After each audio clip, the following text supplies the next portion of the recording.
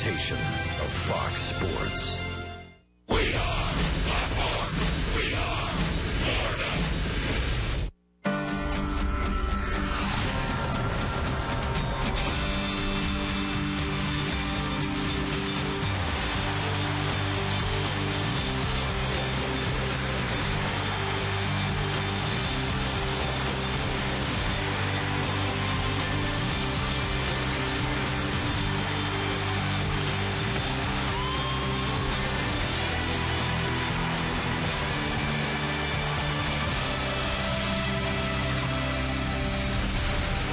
Jupiter, Florida, sunny day, spring training, and opening day in D.C. is less than a week away. And we've got a preview of that opening day. Our final telecast of the spring, the Miami Marlins host the Washington Nationals here at Roger Dean Stadium. Henderson Alvarez gets the start for the Fish, one of the newest Marlins and one of the newest Nationals, in addition to an already stacked rotation, Dan Herron. Hi, everyone. Rich Waltz along with Tommy Hutton. Good to see you, partner. You know, we've worked different games this spring. You've been with different people. I've been with different people. It's great to see you. Yeah, back together. And here we go. Less than a week away, opening in D.C. Now, the news around the Marlins, some moves, maybe not significant in adding players, but in subtracting some players, sending them down, and clearing the way for some other spots. You know, I think as you see the list, you see some middle infielders who battled all spring. But more significantly, you see Jacob Turner going to the minor leagues. He wasn't consistent enough in the strike zone. They want to see that. He pitched some good ball games, if you remember, last year when he joined the club. And also Dan Jennings, the left-hander, who I'm sure during the course of the year, we'll see Jennings up here as well. You saw Nick Green's name on there as well. That utility infielder role, that's still in flux and a battle that still has yet to be won. As well, the Marlins in the outfield still looking for a right-handed bat, and maybe they found an answer. Signing to a minor league contract, noted Marlin killer Matt Diaz is a Marlin right now. You know, as we go down to the last few days, it's going to be maybe Diaz against an Austin Kearns, who got some big hits for the Fish last year. Diaz, though, against the Marlins, a 360 career average. The other important thing about Matt Diaz, 324 in his career against left-handers. Absolutely. So a right-handed bat, and he'll be in a Marlin uniform at least for the next week. So it's the Fish, it's the Nationals, it's spring training and opening day less than a week away.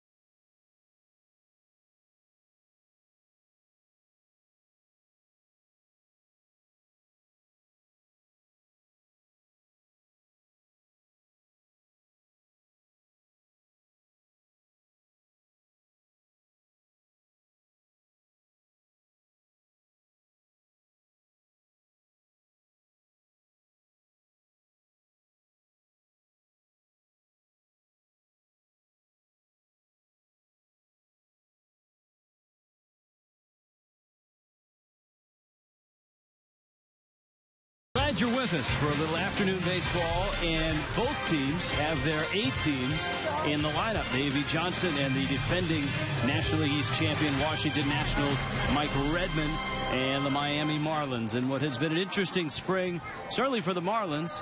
For the Nationals, it's all about repeating. The Nationals, of course, get into the postseason winning the division, and they've added at the top of their lineup Denard Span coming over from the Minnesota Twins, the Tampa native, a nice piece both in center and in the leadoff spot. Jason Worth in right, Bryce Harper, the rookie of the year, in left, Ryan Zimmerman, the face of the franchise, at third base. Adam LaRoche had an incredible year last year. He won a Silver Slugger.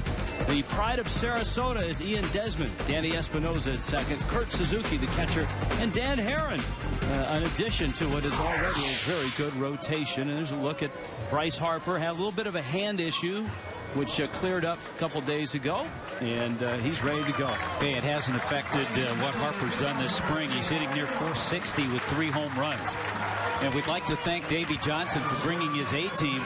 This is probably, Rich, the lineup that we'll see opening day in Washington, D.C. So he has brought the A-team here to Jupiter. I think for Mike Redmond, you can say almost the same for the Marlins. There may be a Donovan Solano back in. Solano still nursing that back injury. He did take batting practice today, and the Marlins hope to see him in uniform and out playing in the next day or two. There's Henderson Alvarez. Marlin fans will get to know him. Alvarez very durable for Toronto, and the Marlins are hoping he makes the next step from being durable to being effective and winning games. You saw those numbers, the 31 starts last year for the Toronto Blue Jays.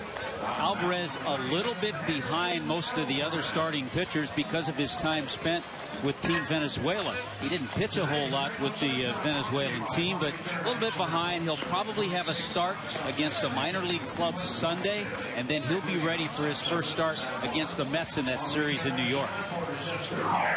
Take a look at the defense, and this is the way it sets up for Mike Redmond and his ball club with Juan Pierre and Justin Ruggiano and Giancarlo Stanton in the outfield.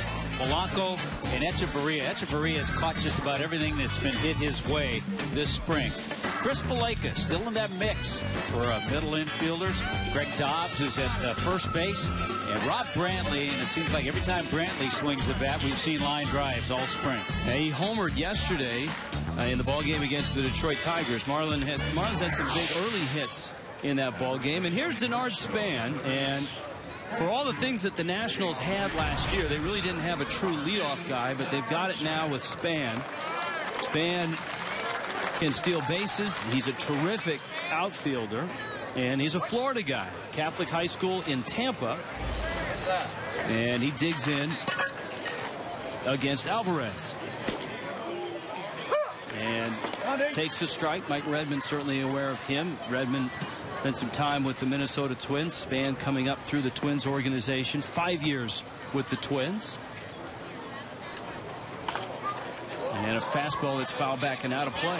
I think, Rich, the Washington Nationals, their general manager, Mike Rizzo, added some nice pieces. You mentioned Span. They added Dan Herron to their rotation. He's a pretty good number 4 starter. We'll see him today. And also Rafael Soriano to close things out, to just add to an already pretty strong bullpen. It's a national team that won 98 games last year. 0-2 pitch. Span drives that one off the end of the bat. Shallow center. Ruggiano comes on, and Justin makes the catch. Ruggiano's back feeling better. He's moving much better in center field. His swings, a little more consistency. Had an RBI single in yesterday's ball game. And so Alvarez has the first out. Henderson Alvarez is going to be 23 years old in the month of April 18th. But right now, as a 22-year-old, his fastball is in the 90s, low 90s. He's got a changeup, good sink to it. He'll use his breaking ball, cutter, and a slider. Good athlete on the mound, feels his position pretty well. Here's Jason Worth now, and Worth takes a fastball that misses in. One of the amazing things I think about the Nationals last year is they won 98 games, and they had a lot of games where they didn't have all their regulars. They had a lot of injuries they had to deal with, and Worth was one of those. Worth played in just 81 games last year. He hit 300, and as always, he's a very selective hitter, gets deep in counts. His on-base percentage was .387. Overhand breaking ball for a strike. The other thing, they didn't have Bryce Harper all year. He started the year in AAA. Ian Desmond had a little bit of an injury issue. Worth finds himself in the number 2 spot. Harper hitting 3rd.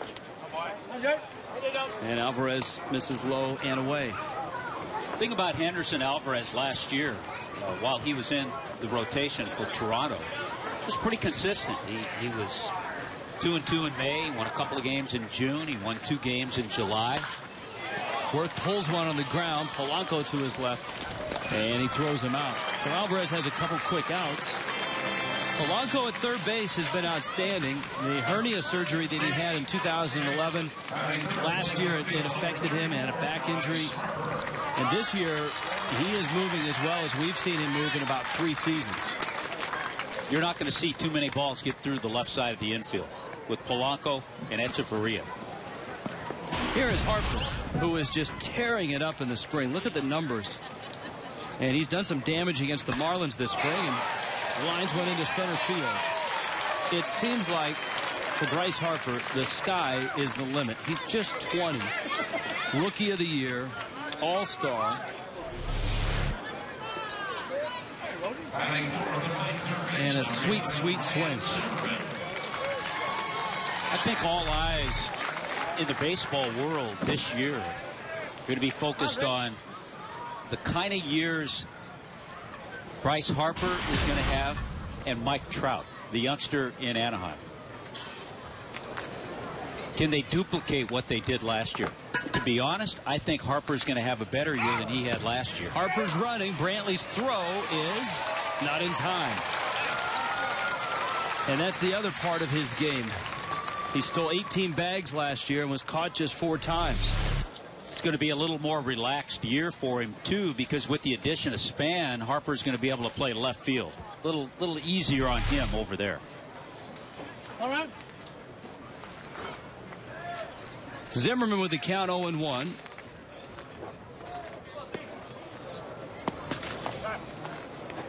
You go through, Rich, a lot of teams, a lot of contending teams, and you can find holes. I'm hard-pressed to find any holes in this Washington team.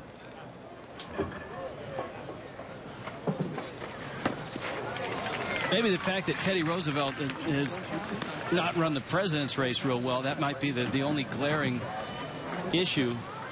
But they have a new addition this year in the president's race. I believe it's President Taft. President Taft, that's right. So he's going to give Teddy a little competition. 0-2. Zimmerman cracks one up the middle, backhanded by Valleca, and he throws him out. And so Alvarez works a scoreless first. He leaves Harper at second, and Miami's coming up. A little spring training for you from Jupiter today.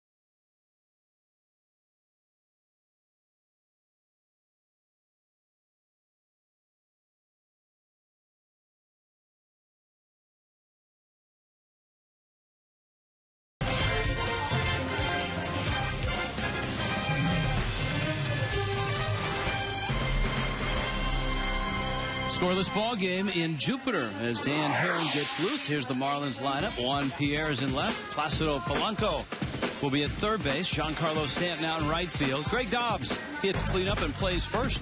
Justin Ruggiano slides into the 5 spot. Rob Brantley, a great spring, will do the catching. Chris Valleca, battling for that utility role in the infield, is at second base. Donovan Solano probably a day away from getting back out there. Danny Echeverria. And then Henderson Alvarez will hit ninth. And there's a look at Dan Herron. Herron, who spent parts of the last 3 years with the Los Angeles Angels of Anaheim. You know, it's a pretty strong rotation when you have a Dan Herron in the number 4 spot and a Ross Detweiler, their number 5 starter. But Herron is one of those guys who's been extremely consistent. Last 8 years, he's had 30 or more starts, 200 innings or more, 7 of the last 8 years. And here is Pierre taking a fastball up. Juan Pierre just keeps on hitting, keeps on stealing bases.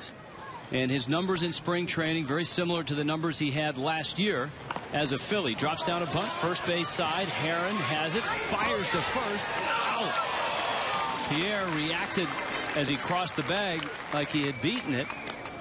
But he is out at first base. We'll see a lot of this year. Well, Herron is a big guy, 6'5", and by the time he unfolded and delivered the throw to first base, it was a real close play. Got him. And just got him. So good call by first base umpire. Umpires on the bases kind of change around. Might be Angel Hernandez over there, not sure. Then again, Angel may be over at third. I think Angel is at third. Yeah, I think he's at third. Here's Polanco. You see his spring numbers. Good to see for the Fish. He sprayed balls all over spring training. And he pops this one out into center. Span wanders over. And he makes the catch. And so Herron, 2 quick outs. I think the talk around camp yesterday, a few days before, was about Placido Polanco possibly being a number 4 hitter for the Marlins. Talking to Mike Redmond about that number 4 spot. Logan Morrison is at least a month and a half away as he comes back from his knee surgery, his second knee surgery. Mike Redmond said he's got to be creative. It really may not come down to one guy. It'll come down to matchups. And the thing he wants more than anything isn't necessarily protection, because I don't know that you're going to get protection behind Stanton from the group that he has, but he wants someone that can keep the line moving. Stanton hits a ball to deep right field, down the line, and gone. Giancarlo Stanton took a pitch that was up and out and drove it out. And it's 1-0 Miami. During batting practice, Stanton and all the hitters saw that the wind's blowing to right field. So he said, well, if I'm going to get that pitch out over the plate, I'll just stay with it, launch it, get it in the air. And once it got in the air, it took off. There's some importance to that first at bat because Tino Martinez, the Marlins' new hitting coach, who's done just a terrific job, has stressed to Stanton early in the game, your first at bat, your second at bat, be alive. Because late in the game, you might not see as much to hit. So he was ready. Pitch was up, out over the plate, and it was launched. Here is Greg Dobbs.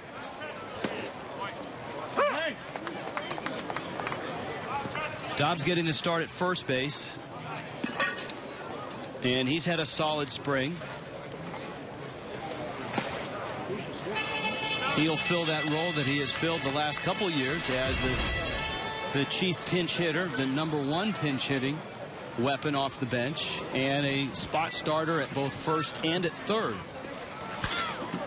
Well, broken bat pop-up. Zimmerman corrals it, but the Marlins are on the board. Giancarlo Stanton goes opposite field and takes Dan Herron out of here, and Miami with a 1-0 lead.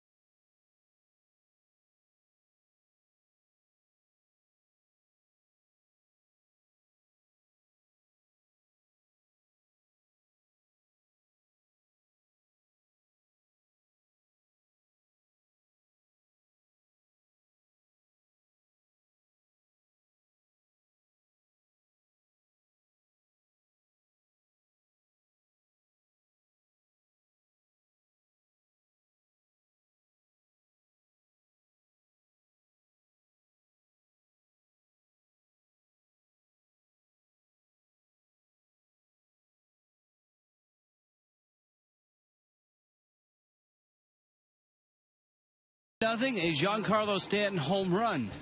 The only run of the ball game. This Sundays at Marlins Park, you've got Family Sundays, which include a variety of activities. Every Sunday will be a giveaway Sunday.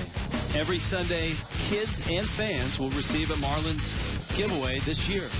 So at Marlins Park on Sundays, it's a great day to bring the family and the kids to see the fish. Marlins have their home opener on the 8th of April against the Atlanta Braves on a Monday night. And, of course, their season opener is less than a week away on the 1st in Washington, D.C., a 1 o'clock start. You talk about a tough test for a young ball club. The first 18 games of the season, with the exception of the 3-game series in New York against the Mets, the other 15 games are either against the Nationals, the Braves, or the Phillies. Here's LaRoche. And for my money, he was the MVP last year of the Washington Nationals. 35 doubles, 33 homers, drove in 100, won a Gold Glove at first base. A guy that traditionally has started out slow in the first half of many seasons. Didn't have that last year. Last year he was steady all the way through.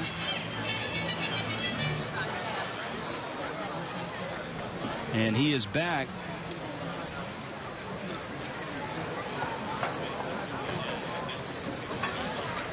I think another key for Mike Rizzo, the GM of the Nationals, was retaining LaRoche, who was a free agent, and bringing him back and making him a part of that infield. The one absence is a South Florida guy, Mike Morse, who's hitting home runs this spring with the Mariners. The Mariners have a new dimensions at Safeco Field, and Morse was a guy that was a Mariner for a long time. Heads back there. Full count. Alvarez to the plate, and he got him outside corner. So LaRoche strikes out, and Henderson Alvarez looks sharp. Yeah, he does, and it's good to see that. You like to see the strikes. He is a strike thrower. Generally, good movement on that two-seamer. Generally not a guy who strikes out a lot of hitters. If you look at his numbers last year, 187 in the third innings, he struck out just 79. Here's Ian Desmond. Desmond coming off a big year as well. He clubbed 25 homers, 33 doubles, slugged .511, and was an all-star last year. His 4th full season with the Nationals this year. And a pop-up. Stanton doesn't see it. Out goes Valleca, and now Stanton finds it and catches it. That's a good job out there, because you're right. Initially, Giancarlo didn't see that shallow fly ball. Once he did pick it up, you can hear him. And I'll tell you what, if you're Chris Valleca and you're here, Stanton, you better get out of the way. So good job on both parts. Valleca got out of the way, and Stanton was able to pick up the ball and make the catch. Danny Espinosa now. Espinosa will turn 26 here this month.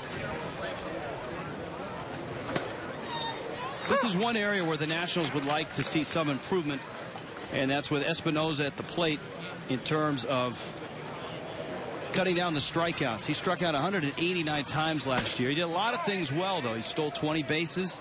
He had 37 doubles. Gave him some home run power. Oh, you're all right. Come on.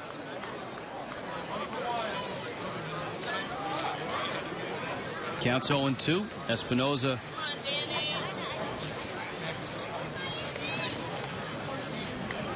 behind in the count.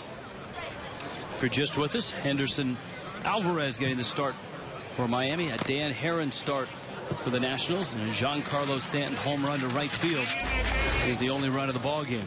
Rich Waltz along with Tommy Hutton. Our final spring telecast on Fox Sports Florida, and we'll be with you on opening day on Monday the 1st. Our pregame show will start at noon with first pitch at 1:05. 0-2 coming. Alvarez strikes him out. Henderson Alvarez, 89-mile-an-hour two-seamer with some sink.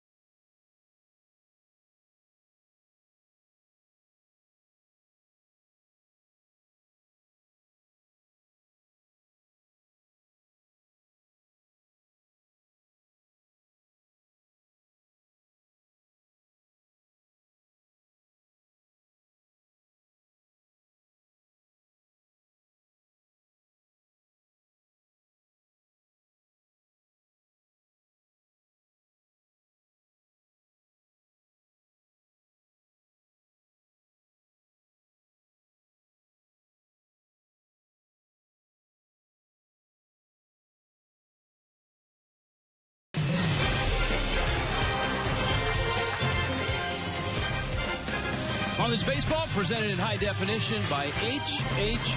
Gregg. Marlins have a 1-0 lead thanks to Giancarlo Stanton's solo home run. Third person in our telecast today. Out in the bullpen is Frank Fort. Frank, where are you? I am in the Marlins bullpen, hanging out with the guys here. Steve Cishek, who, of course, took over the closer role last year. Now, what's the protocol when you first come up to the big leagues?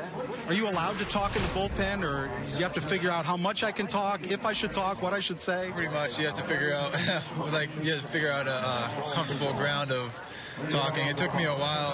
In fact, the first time I talked back to Cho, just messing around with him, it was like the whole world stopped. like everyone stopped what they were doing. Like, what did you just say? So there is kind of a hierarchy in the bullpen, or a pecking order. Yeah. Definitely when I first came up, but it's a little quieter this year. There's a lot of younger guys and guys that know each other. So, they were just messing with me, of course, but yeah, for sure. What's the big difference in spring training? Is it just the proximity of the fans? I mean, they're right behind you. They can lean over and ask for autographs and pictures and that sort of thing. And if you're not pitching that day, you guys are pretty accommodating. Yeah. Spring training, we're able to do all that stuff. Obviously, during the year, we're not allowed to, sign during games, and fans understand, I think, for the most part. But it's nice though in spring training when you sit back here. Fans want an autograph, they're allowed to reach over and ask for one. Yeah, this setup would not work in, say, Philadelphia, would it? No, definitely not, because the fans would be pretty much spitting on you. They're just talking so much trash. So it'd be funny, but you gotta keep it safe. How much goofing around goes on while at the same time paying attention to what your pitchers are doing to the opposing hitters? Because over 162 games, it can get a little boring, in all honesty. So how much kidding around and, playing word games or talking about other sports goes on, especially early in a game? Well, the first 4 innings, it's kind of anything goes within reason, I guess. Last year, with Mujica and the bullpen, I mean, it was he's just a clown. So we had a great time. But once the fourth or fifth inning hits, everyone starts locking it in and getting ready and, watching the pace of the game and stuff. He was a great impressionist. Anybody taking over that role this year? That's going to be a tough one to take over. I don't know if anyone can do that. Maybe Webby will step up his game. I don't know. All right. Thanks a lot, Cish. We appreciate it. Hey, guys, had to put the jacket on. If you're going to be out here, you got to dress the part. Back to you, Rich. Yeah. The odds of Frank turning that jacket back in after the game? No, we'll see that jacket in July. Fastball a strike to Chris Valleca. Hey, one guy that they won't mess with down in the bullpen this year is 6'11" John Roush. And the Marlins bullpen is going to be in a different location. Well, actually, the Marlins will be in a different bullpen. The Marlins will switch bullpens at Marlins Park this year. Valleca rips one, left field, deep, and gone. Just like that. Well, when you're trying to win a spot on a 25-man roster, and it's the last week of spring training, and you hit a ball like that, that'll help your case. He is one of those middle infielders, and we've seen him games at third. We've seen him play some shortstop. He's done a nice job there. And today he's at second base. Absolutely right. You can come down to the final crunch. 3 games, 2 games left after this one. It's nice to put together some good at-bats. So that's a nice swing by Chris Valleca, who's had a little big league time. He was up with Cincinnati a couple of times. Adeiny Echeverria. Echeverria banged one off the wall in right center field yesterday for an RBI triple against the Tigers. He's behind in the count 0-2. 2 solo homers, Giancarlo Stanton and Chris Valleca. And Miami has a 2-0 lead.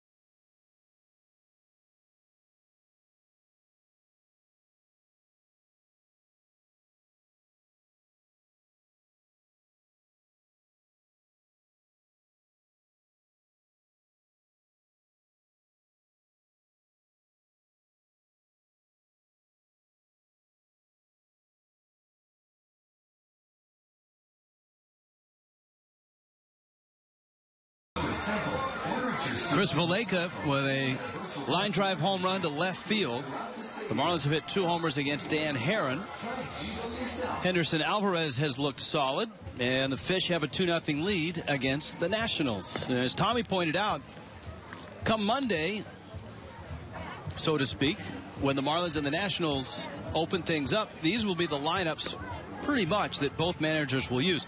It will not be the pitching matchup, however. The Marlins will get Steven Strasburg right out of the gate, and Ricky Nolasco will make his second opening day start for the Fish. Right now, it looks like the Nationals will go with Strasburg, then the lefty, the Miami kid, Gio Gonzalez, and then you come back with Jordan Zimmerman. The Marlins have on tap, you mentioned Ricky Nolasco, and then it'll be Nathan Eovaldi and the lefty Wade LeBlanc. LeBlanc yesterday had some good innings and some not so good innings. He finished strong, got knocked around a little bit. His last start against the Nationals did not go well. Here is Suzuki. Remember, Kurt Suzuki was a late acquisition by the Nationals behind the plate, coming over from Oakland last year. I think he joined them when the Marlins were in town. Played DC. Played 43 games. Had 5 homers, 25 RBIs down the stretch. Very solid defensive player. Ball and a strike. Dan Herron, Denard Span coming up for the Nationals here in the sun in Jupiter in the 3rd. And a liner into right field. Suzuki is aboard. Stanton picks it up. The temperature very different than yesterday. It was hot yesterday. And game time temperature in the low 60s here to start things with a little bit of a breeze. We've seen some interesting extremes this spring. A couple of days ago, it reached 90. We'll see some extremes when we go to Washington, D.C., I'm sure, too. The Marlins open as Herron bunts it foul with 3 in Washington, D.C., and then go to New York for 3 with the Mets. And as you pointed out, it's a National League East kind of start for the Fish. They play the entire division to open things up before they hit the road and go out of the division to go to Cincinnati and then Minnesota for 2 games. That's way out. Rich, I'm getting the sweater vests back from the cleaners today. You're going to need more than that in Minnesota, pal. Hey, by the way, Dan Herron, who's up there looking to sacrifice, is quite a hitter. He's a .223 lifetime hitter. A couple of years ago, he hit .364 in 2010. Takes a strike, and Alvarez is out in front 1-2. Herron out of Pepperdine University.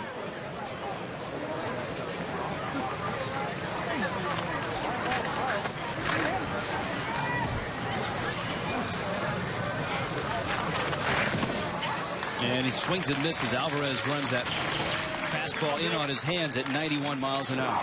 The first road trip, Washington, D.C. Steven Strasburg back on the bump. Can't be a Nationals Marlins series without little Tyler Clippard.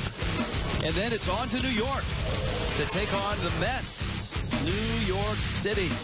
A weekend trip to see the Mets on Friday the 5th, the 6th, and the 7th. That man, Johan Santana,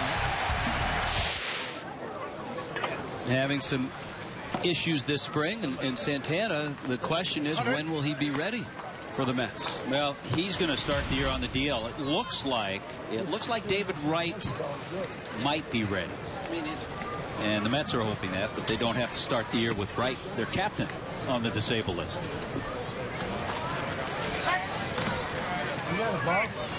Wright injured in the World Baseball Classic, and for all those that say that the World Baseball Classic is dangerous for players in terms of injuries, I mean, Donovan Solano hurt himself in the weight room. There's a long litany of players that have injured themselves in spring training. Well, I think for every player that you could point out who got injured during the World Baseball Classic, you could probably point out 5 players who got injured in Arizona or in Florida. Or in their apartments. Or by the pool. Span is up. Suzuki's at first. And the count is 2-0. Span's a career .284 hitter with a .357 career on base percentage. And he drives that ball out into right center. Ruggiano, who covers a lot of ground out there, makes the catch. If you're a National League fan, you may not have seen Denard Span a whole lot, but as we told you, he was actually born in D.C., but grew up in Tampa, went to high school in Tampa, and those are the career numbers, and he also brings a terrific glove with him. Yeah, it's a nice addition at the top of the order. You see 90 career stolen bases, on base percentage very good.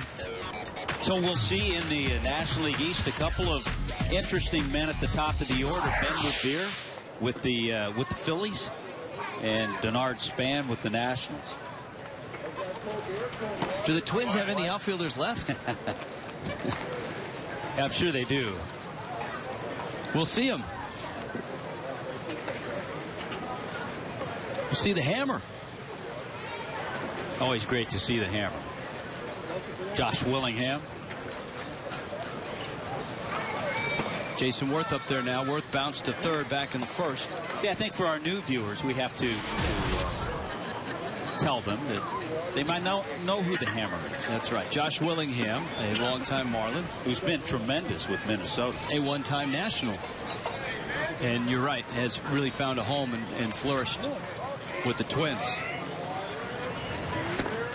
And for the longtime viewers, we may have to explain why the Marlins are going to Minnesota in the middle of April. And that's obviously one of the big changes in baseball this year. Interleague play right out of the chute. The Marlins actually end the season against the Detroit Tigers at Marlins Park. Might not have been as much of a concern if they were still playing the Metrodome. But I am anxiously awaiting. I really am looking forward to seeing new Target Field in Minnesota.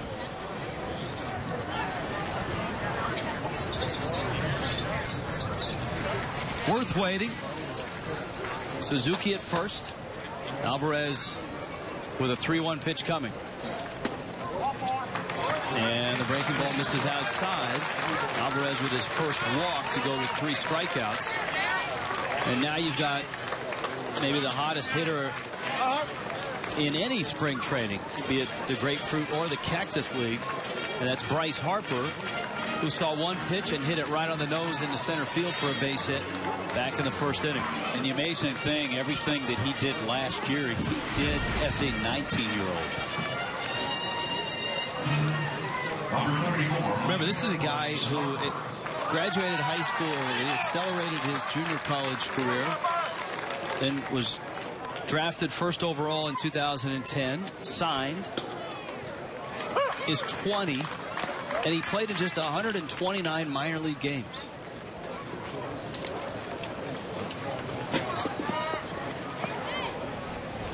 Suzuki at second, Worth at first, and the 0-1 coming to Harper. Harper drives it off the end of the bat into right. Stanton plays it on a hot round third, heading home to Suzuki. The throw goes to third, and it's on the bag, but Worth beats the throw. And Harper puts the Nationals on the board with yet another hit.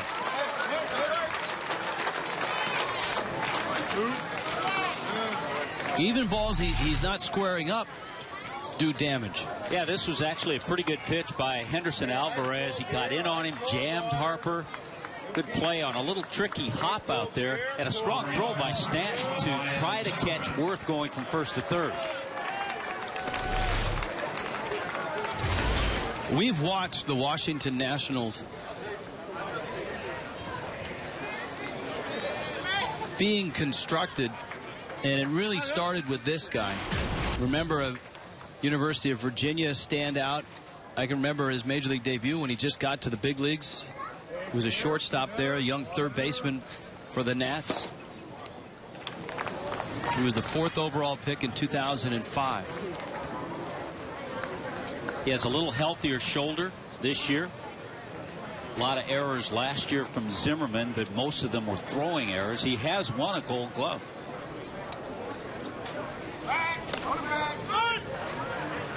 And you've got Harper at first, who stole second quite easily back in the first inning.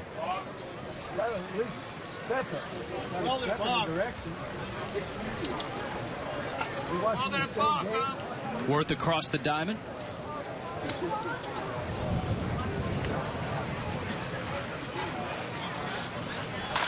And Zimmerman sprays it out to second. Valleca knocks it down and safe at second. The run scores. Good hustle by Harper to beat the tag.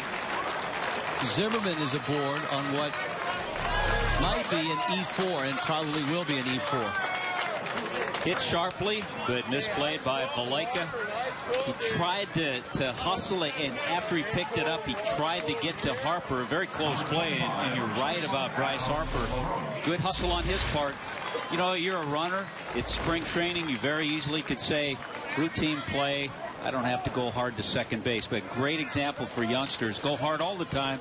You never know, and by going hard, he got the Nationals to tie the game. Great example by a youngster. Yeah. There's LaRoche now. He struck out looking back in the second. The Nationals have a couple runs. The error on Valleca. And the 1-0 pitch. 2-0. So Alvarez was sailing through the first 2 innings. In fact, he had a couple outs and a runner on before walking Worth. Harper knocked in a run, and then Zimmerman's ground ball misplayed by Valleca.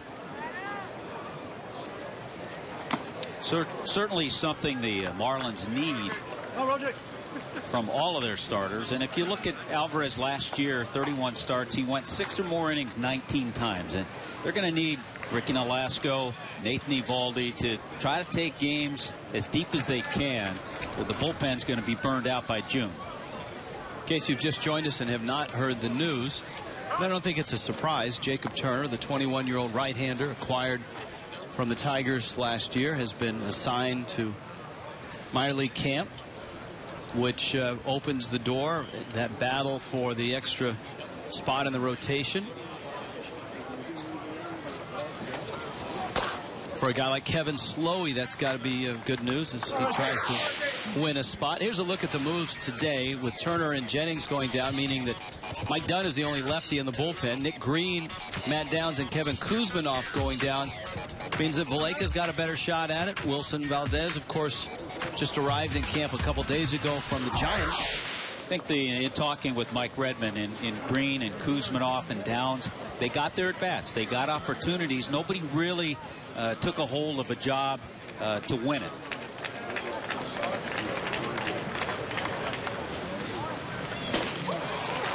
Alvarez strikes out LaRoche. So 1 run was earned, 1 was unearned. This game's all tied, 2-2.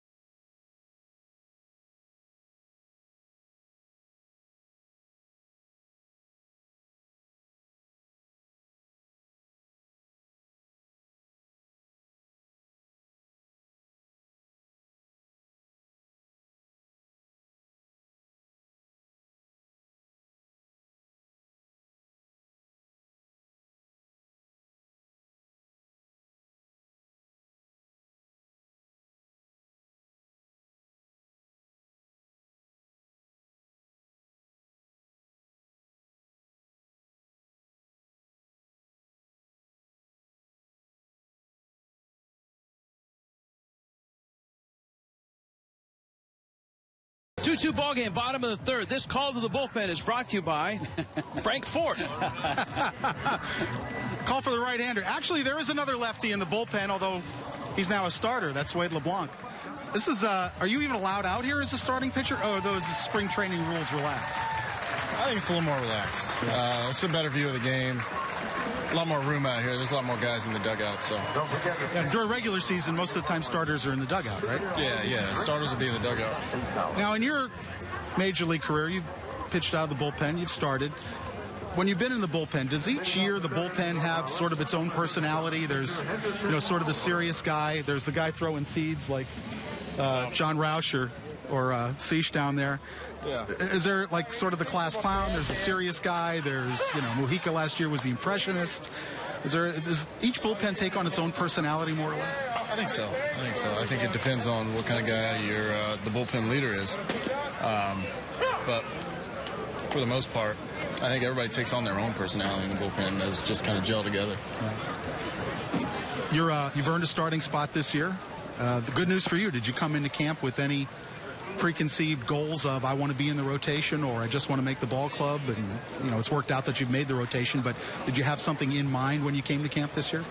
No, it was just more or less get ready for the season, and if it worked out, then and they saw me as a fit for the ball club, then whatever they thought I could help the team the most with was what I wanted to do, whether that be in the bullpen or the rotation. So, it just worked out that they see me as a starter on this team, somebody that can give them innings and give them a chance to win, and that makes me feel good that they have that kind of confidence in me. You can watch a game out here as a young pitcher, or when you were a young pitcher, or if you could say to a young pitcher now, how much can you learn just by paying attention when you're out in the bullpen? How much can you learn? You can learn quite a bit. You can always learn. There's always things that you can improve on and figure out. Just from watching a guy like Dan Herron, who's been doing it for 13, 14 years now, that you can watch him, the way he goes about his business, the way he pitches with runners in scoring position, or things like that, or how your own teammates, how they warm up to go into a game, things like that. You can always learn how to do things better, how to do things differently than the way you've been doing them. Congratulations are in order for your off season. You and your wife became parents for the first time. I know that was an exciting event. It really was. Ideally, we would have liked to have had him earlier in the off season, but it worked out. He's healthy. He's doing awesome. She's doing awesome. So it's a lot of fun. Hopefully you're getting some sleep. I am. They're actually back home right now, so I can't complain too much. I feel bad for her, though. Wade LeBlanc, thank you for the time. We appreciate it. Guys, back up to you. It's been fun out here. And John Roush has good aim with the seeds. That's all part of the deal. Here's a 2-2 pitch to Juan Pierre. Check swing, no swing. And Pierre's still alive. With one out, here in the bottom of the third, a 2-2 ball game. Pierre to be followed by Placido Polanco.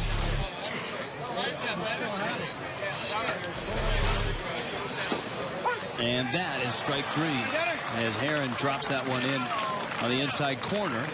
Herron's given up 2 hits, and they've both been home runs. Giancarlo Stanton and Chris Valleca. Just that breaking ball that Herron, he spotted the fastball there, and he got it in a good spot. Just froze Juan Pierre, who doesn't strike out a lot. That's one thing, depending on where Polanco hits in the lineup. If you have Pierre and Polanco back-to-back, neither strikes out a whole lot. And here is Polanco. He flied to center back in the first.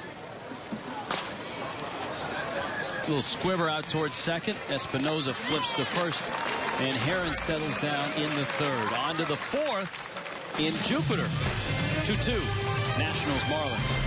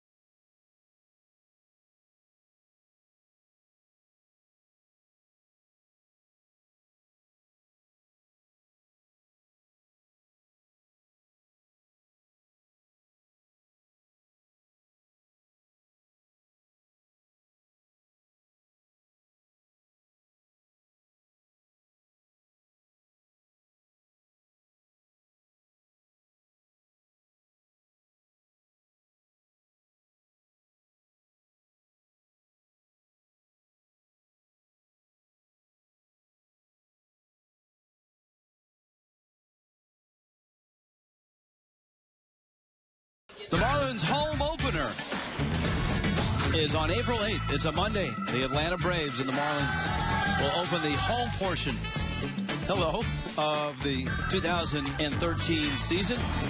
After 3 games in Washington and 3 in New York, the Fish will be at Marlins Park, and we'll have that for you on Fox Florida. Even Tommy will be dancing. Be good to see our friends at the Clevelander when we get back to Marlins Park. Always good to see our friends at the Clevelander. The bullpen won't be seeing their friends at the Clevelander this year, though. You were talking about it. The Marlins bullpen at Marlins Park will shift over to right field. There's a couple of things about that. A lot of managers, and this is not uncommon, a lot of managers like to, obviously you have phone communication to the bullpen, but they like to, from their dugout, look at their bullpen, and that would be the case with the Marlins dugout on the third base side. Mike Redmond and Rob Leary, his bench coach, they'll be able to check into the bullpen along with Chuck Hernandez, the pitching coach. And the visiting manager will have a little trouble probably getting the attention of his bullpen. Well, it's safe to say there's less distractions out there in right field. Here's Ian Desmond with Danny Espinosa and Kurt Suzuki. In the 4th in a 2-2 game, Henderson Alvarez ran into some trouble in the 3rd. His defense didn't help him. Nationals got a couple runs, one of them earned. Desmond flied to right back in the 2nd. Desmond's a guy that we've seen grow up in the big leagues as well. Becoming an all-star last year.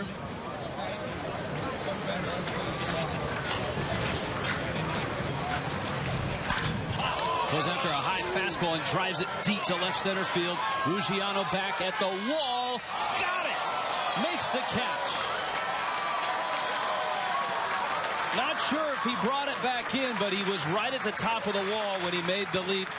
And a terrific catch by Ruggiano battling the sun. This is not an easy play anywhere, let alone in a day game, in a spring training game. That's one of the reasons the Marlins want Ruggiano to stay healthy. Not only does he add a little power with that right-handed bat, he can play center field. He can cover a lot of ground, and we saw that last year. And that's obviously important in Marlins Park, which is a big outfield in all fields. Here's Espinosa. He lines one to left. Pierre will pick it up. And Espinosa has a base hit. The Nationals have their 4th hit of the ball game, and it'll bring up Kurt Suzuki. I think so far you have to like what you've seen in watching Henderson Alvarez work. A lot of Marlins fans haven't had a chance to see him. I think the thing with Alvarez, people look at his numbers last year and say, well, geez, he was 9-14 and his ERA was a shade under 5. But he's only 22, as you pointed out. He turns 23 in mid-April, and any youngster who makes 31 starts, eats up those types of innings, and is still maturing and learning how to pitch at the big league level, is a guy that you like to have around. I was looking at some of his numbers from last year, and Henderson Alvarez was 3-1 in 5 starts against the Red Sox.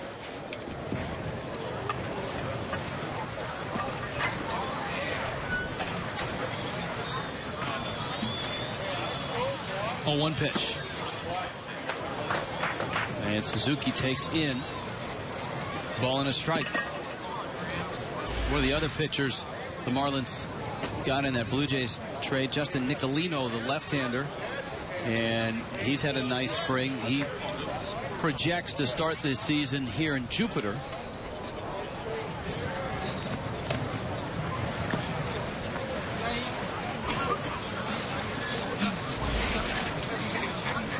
Marlins also, of course, their #1 pick from Oklahoma State, Andrew Haney. So a couple of lefties that will kind of track as the year goes on, pitching in the minor leagues. Suzuki with Ruggiano tracking that one, and he makes the catch. And, of course, Jose Fernandez is the big fish, so to speak, in terms of pitching prospects. He'll open the year in Double-A, and he's had just a terrific spring. And there will be a lot of eyeballs on him, a lot of eyeballs on Kristen Yelich, on Jake Marisnik, on Marcell Ozuna. That's the outfield for that Double-A club. Yeah, got to get Marisnik and Ozuna back off the disabled list. But the other day, I believe it was his first start after being sent down to the minor leagues. Jose Fernandez went 4 innings and struck out 9.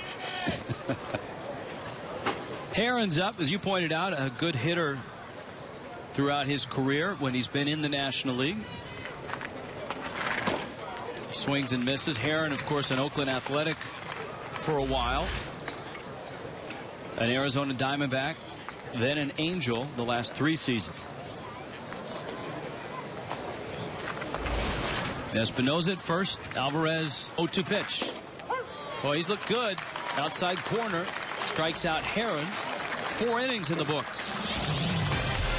Giancarlo Stanton has homered today, and he's coming up next.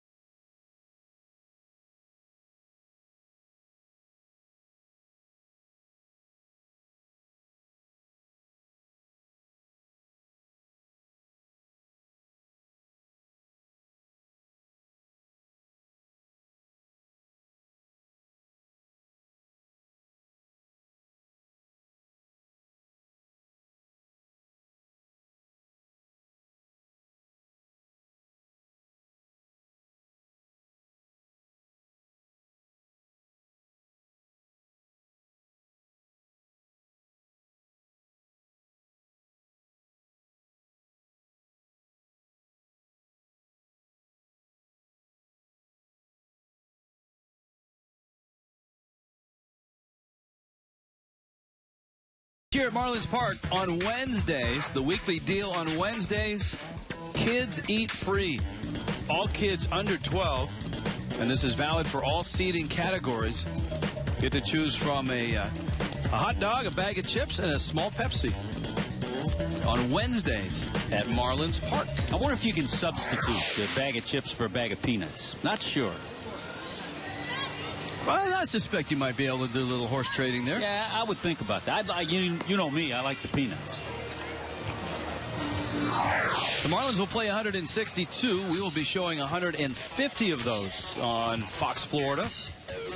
And before and after every game, you've got Marlins Live, which will include Craig Minervini, Allison Williams, Frank Fort, Preston Wilson, Cliff Floyd. Opening day will have an hour pregame show on opening day, bring you all the ceremonies. Let's see if Stanton gets something to hit. He gets a fastball that catches the outside corner. It's 0-1. He took a pitch that was up and out and drove it out to right. And Herron misses low and inside. So many festivities going on opening day in Washington, D.C. Just been announced today. A 1-hour pregame show we'll have for you. That's right. It starts at noon. 1:05 first pitch.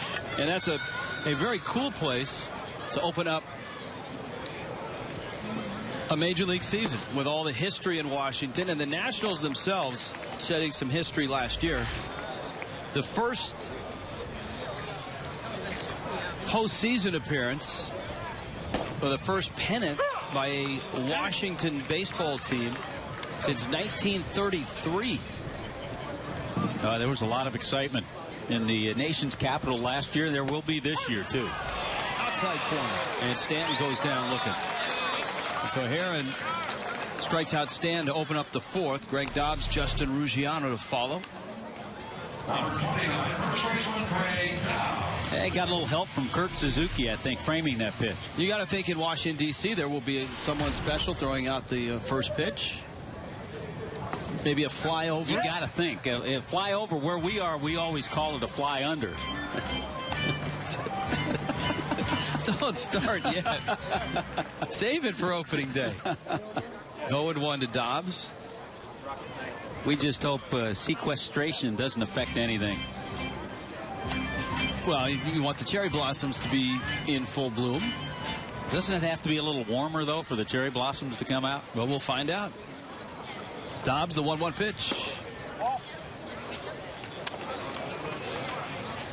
I'll bring extra Allegra, just in case.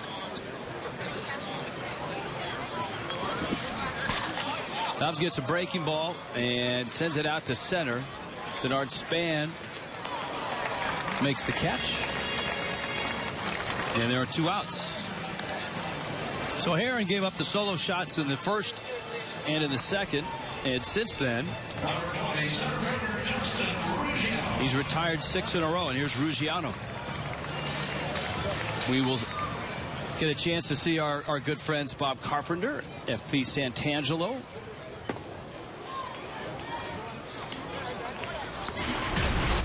They'll be decked out in their opening day best.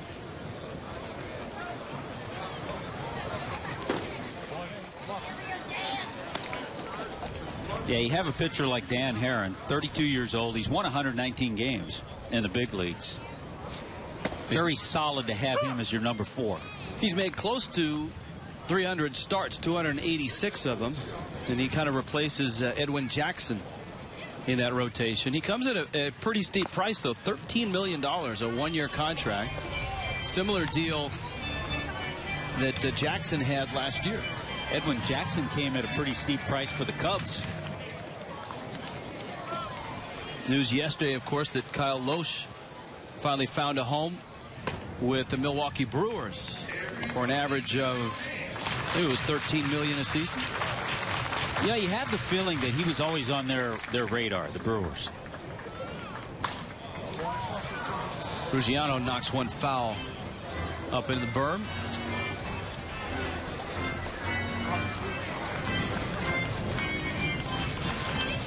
Ruggiano, a breakout year for him last year, a chance to play every day in the big leagues, and he took advantage of it. High chopper. Zimmerman waits for the hop and then flings it across in time. Special guest will join us. Special guest alert. 2-2.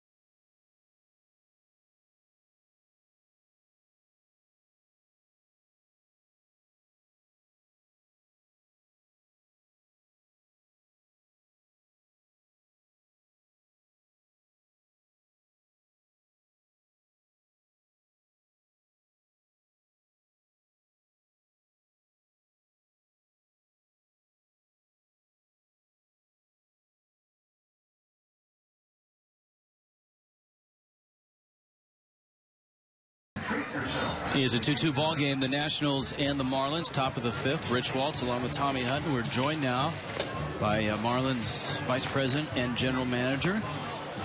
Did I leave out any titles?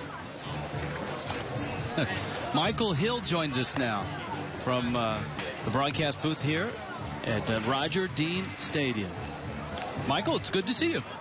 Good to be seen, Rich. Tommy, good to always be here with you guys. And I think you have to be pleased with what you've seen from Henderson Alvarez so far today. Oh, definitely. Everything starts with that guy on the bump, and it's been good to see him attacking the strike zone, commanding his pitches, and doing what we expect him to do. Now, when you looked at the scouting report and you made the trade in November, how did Alvarez profile to you, a 22-year-old right-hander at the time who threw a lot of innings, made 31 starts last year?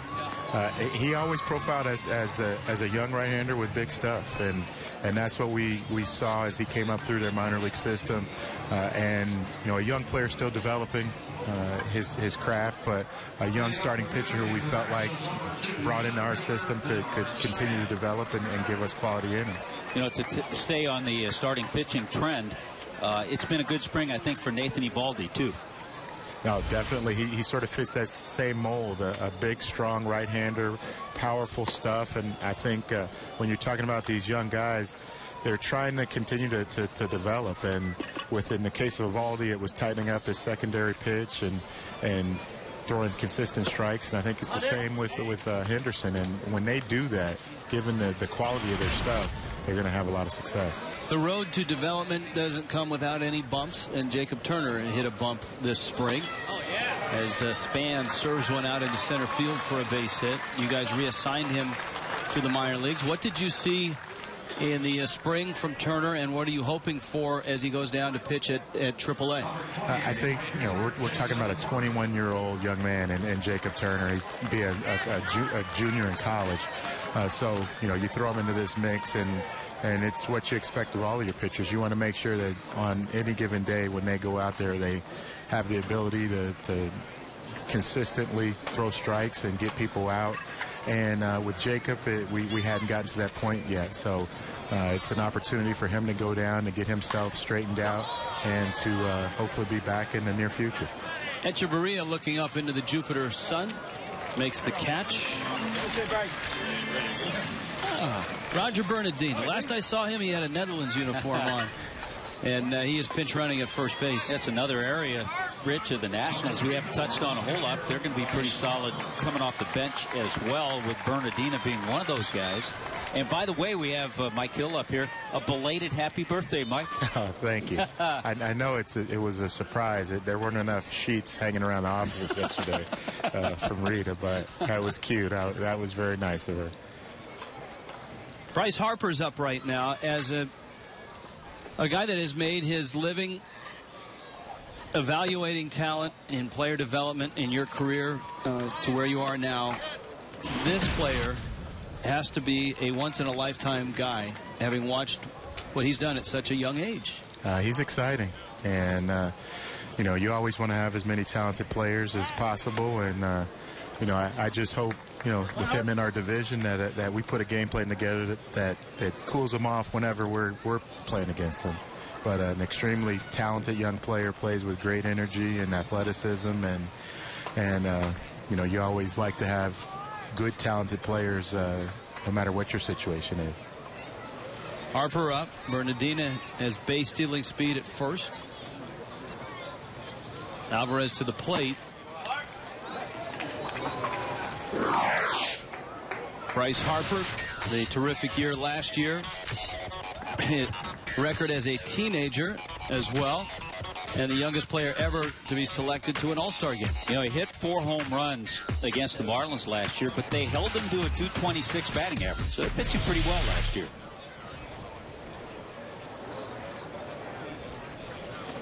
Alvarez misses away, and it is 3-0. One of the scouting reports I got from Blue Jay scouts over in Japan about Alvarez is that he fields his position well. He's a guy that around the mound can handle himself, which for a young pitcher is something you want to hear.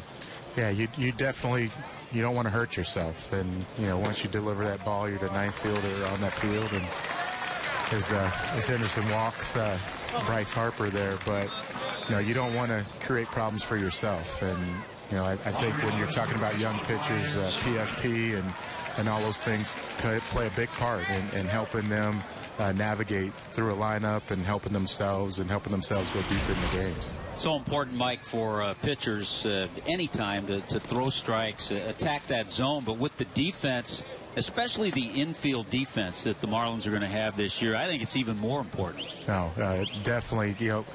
When you're talking about Perry Hill and our infield defense and his motto, 27 outs, no more. You don't want to give any lineup extra outs, and when you can pitch it and you can throw strikes and field the ball without giving them extra outs, you're just giving yourselves a better opportunity to win ball games. All right, let's get some updates from you. First, Donovan Solano. He did take batting practice today, and he looked like he was not in any pain. Where do you see him? Is he ready to come back, maybe play tomorrow or the next day? He should be back. The team travels to Fort Myers tomorrow, so he'll probably get his at-bats here on the backfields with the minor leagues, but I would fully expect him to be back in the lineup Thursday and ready to go from there. Just in our time, Rich, around Donovan, he's going to be ready opening day. And he did tell me in the clubhouse that he's going to get 3 or 4 ABs in a minor league game tomorrow, and he'll be ready April 1st. Nationals with runners at first and second. You got Bernardino at second, Harper's at first, and the ever-dangerous Ryan Zimmerman, who's 0 for 2 at the plate. Henderson Alvarez working here with 1 out in the top of the 5th. And Alvarez misses away. You talked about the 27 out motto of Perry Hill. it's fun. You almost wish fans could see when the Marlins out here at 10 o'clock in the morning do their 27-out drill, and Perry has the infield set up. He'll hit ground balls. He'll set up situations, first and third, nobody out, give them the score, and you hit a ball and you have to get the out. If you don't get the out, you have to go back and start at 0. That one gets by Greg Dobbs, and that one will not appear on the Perry Hill fielding DVD, as Dobbs was eaten up by that ground ball. Zimmerman has hit 2 balls that have been misplayed now, and so E3 on that, and the Nationals have their 3rd run. And in the Perry Hill 27-out drill, you have to start back at 0 after that. You'd be back at 0 after that. Now at first base during the spring, you've had Casey Kochman. Kochman has been a real pleasant surprise, I think. Everybody knows he's been, in his career, a above average, if not spectacular, defensive first baseman, but he has swung the bat well. Oh, he has been a nice pickup for us. Came in on a minor league contract right at the beginning of spring training. And I think, you know, we're in doing a lot of things we've done this offseason. We wanted to make sure we solidified our defense. And, you know, you look at our defensive lineup in the infield, Kochman and Solano and Echeverria and Polanco, and you're talking about all solid to above average defensive players. And I think that's something when you're talking about young pitching and giving them opportunities to be successful, you want to make sure, as we said, that you give them 27 outs, no more. And unfortunately there we kicked the ball around a little bit on 2 different occasions. But, you know, come the season, we fully expect those guys to give us quality and solid defense. Harper now resides at 3rd with Bernardina scoring. Zimmerman at 1st. And LaRoche waiting on an 0-2 pitch with 1 out. Alvarez trying to get out of this jam. Now, today was, retention day around baseball. And some names have popped up on the waiver wire. One of the names that you guys have signed to a minor league contract, Matt Diaz. Tell us about Diaz and tell us who else that you've seen out there and what else are you looking for? Well, today, 5 days prior to the start of championship season, any major league free agents, so players with 6 years or more service at the end of the year on big league contracts last year, clubs need to notify them. Either they're going to add them to their roster, or they're going to grant their free agency, or they're going to pay them to go to the minor leagues. Matt Diaz signed originally this spring with the Yankees. He's someone we've talked to this offseason about competing for our right-handed bat. He was released by the Yankees, and we immediately signed him to another minor league contract. We'll have him playing in New Orleans and hopefully get him regular at bats and take an opportunity to take a look at him. We've seen a lot of him over the past in his time with Atlanta. Kills left-handed pitching, at least killed our left-handed pitching over the years, and we'll see if there's a fit there, you know, after he gets some time there playing. Yeah, he's a .324 lifetime hitter against lefties, all lefties. Yes. It seems like it was about 600 against us, but someone we're familiar with. We have that one gets by Brantley, and Harper will score. And that possibly will be a pass ball. The defense really hasn't helped Henderson Alvarez out much at all. A couple of unearned runs already in this ball game.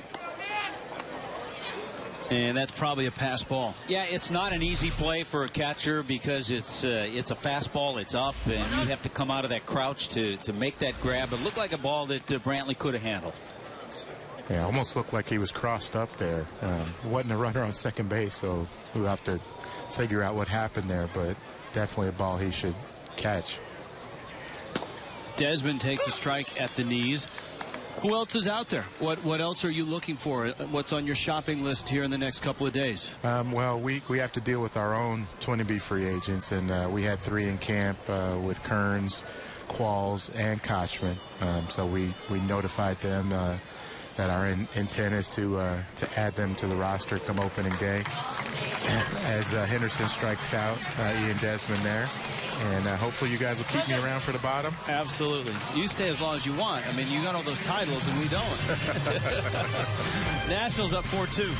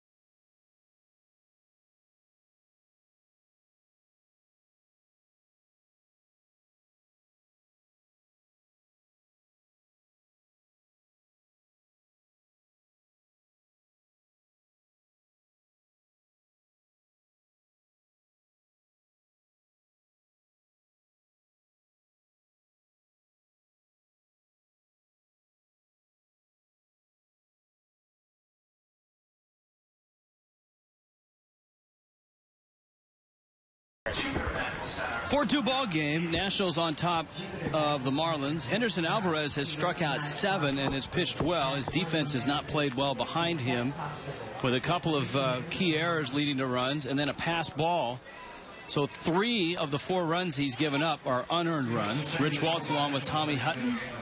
Michael Hill joining us now, Marlins Vice President, General Manager, as we get ready for opening day, which is against these Nationals up in Washington, D.C. A noon start for Marlins Live, and a 1 o'clock, actually a 1:05 first pitch next Monday. And the Marlins with Rob Brantley, Chris Valleca, and Adeiny Echeverria. Mike Hill in spring. This is one player that I'm sure you're tickled to see has continued his progress at the plate. He's made a lot of progress behind the plate.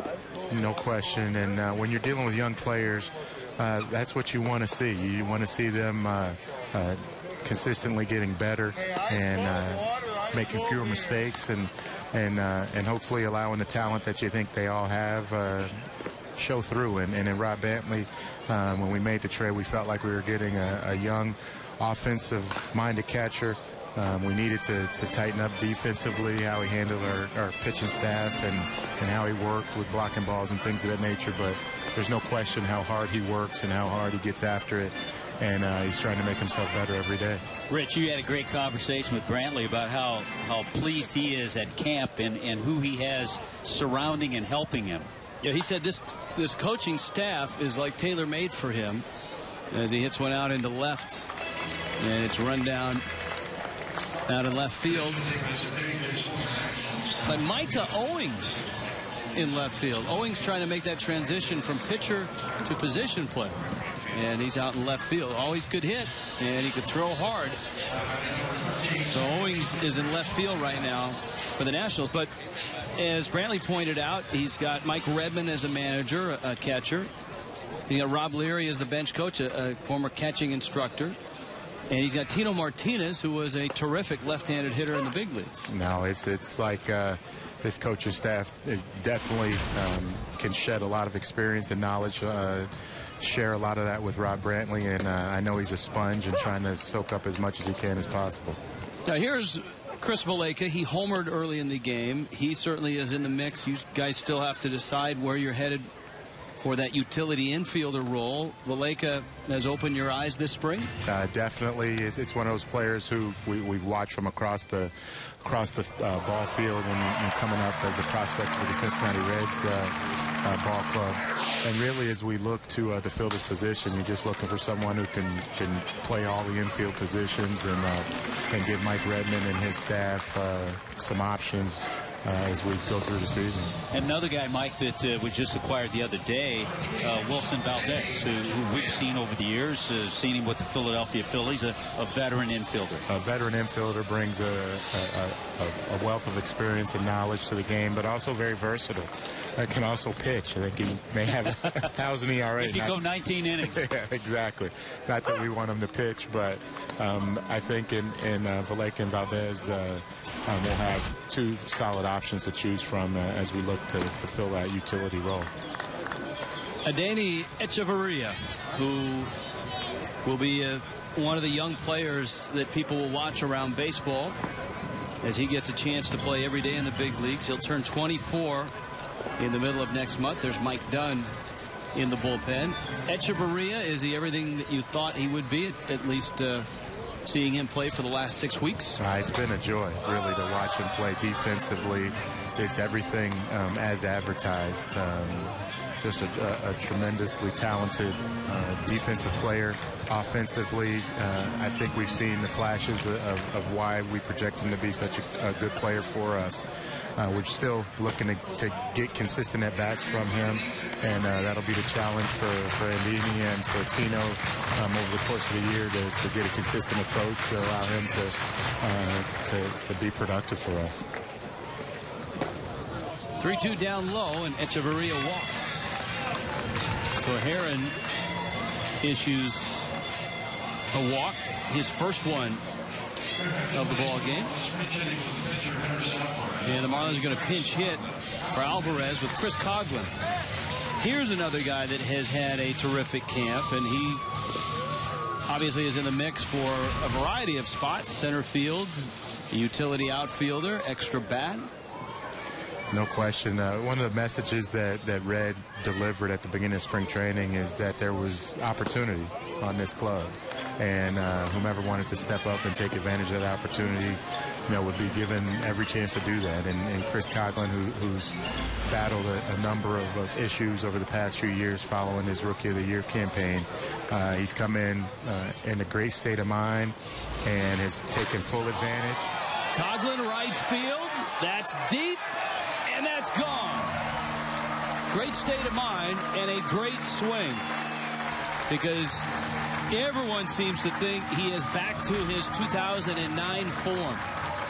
Which is leading me to my question to Mike. What have you seen differently in Chris Coghlan? I think for anyone who saw him over the past couple of years, he never really looked comfortable at the plate. You look at him on this home run swing, and that's the Cogs that we're accustomed to seeing. He's a rhythmic swing. It has a rhythmic swing. He's a rhythmic ball player, and when he feels good at the plate and you see that rhythm, you know that good things are going to happen, and I think we saw it just right there. It's his first home run of the spring, but his batting average has been over 300 all spring training, and he's been solid. He's been very consistent. No, I think it's that rhythm as JP stings one into the gap. Keep talking, Mike. Keep talking.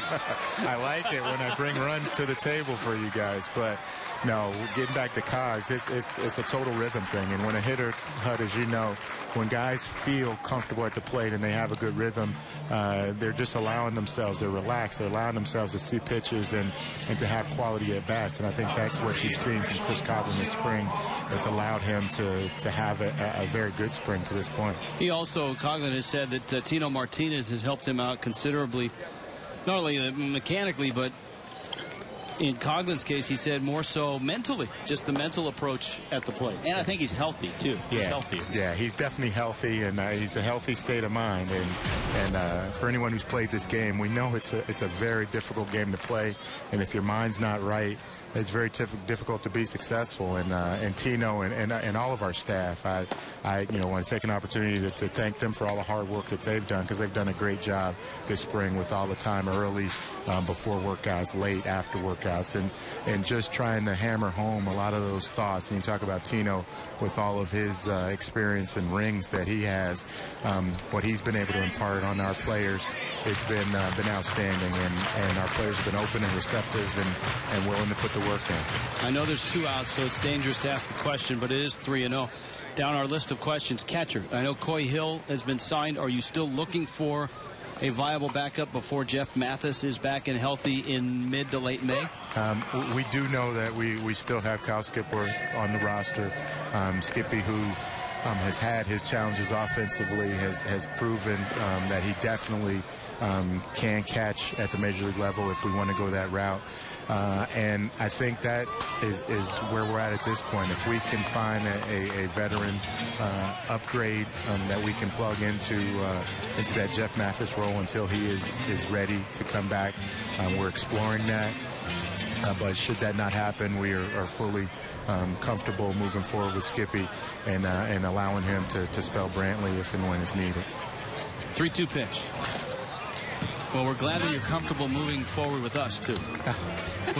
Tommy and I, when we got to the clubhouse, we looked at the list, the pink list. You know, there's the game card, and then there's the list of guys that are headed down. No, it's that time of camp. You know, you're getting into the last few days of camp, so whenever... Hey, believe me, I remember this time of camp, the type of player I was, yeah. I remember it, too, unfortunately. Polanco dumps one into right, and that one's going to end up as out number 3. Michael Hill, thanks for the visit. We will see you in Washington, D.C. on Monday for opening day. Thanks, Mike. My pleasure, gentlemen. Thank you for having me. Mike Hill speaks. Chris Coghlan delivers. That was a nice 5th inning for the Fish.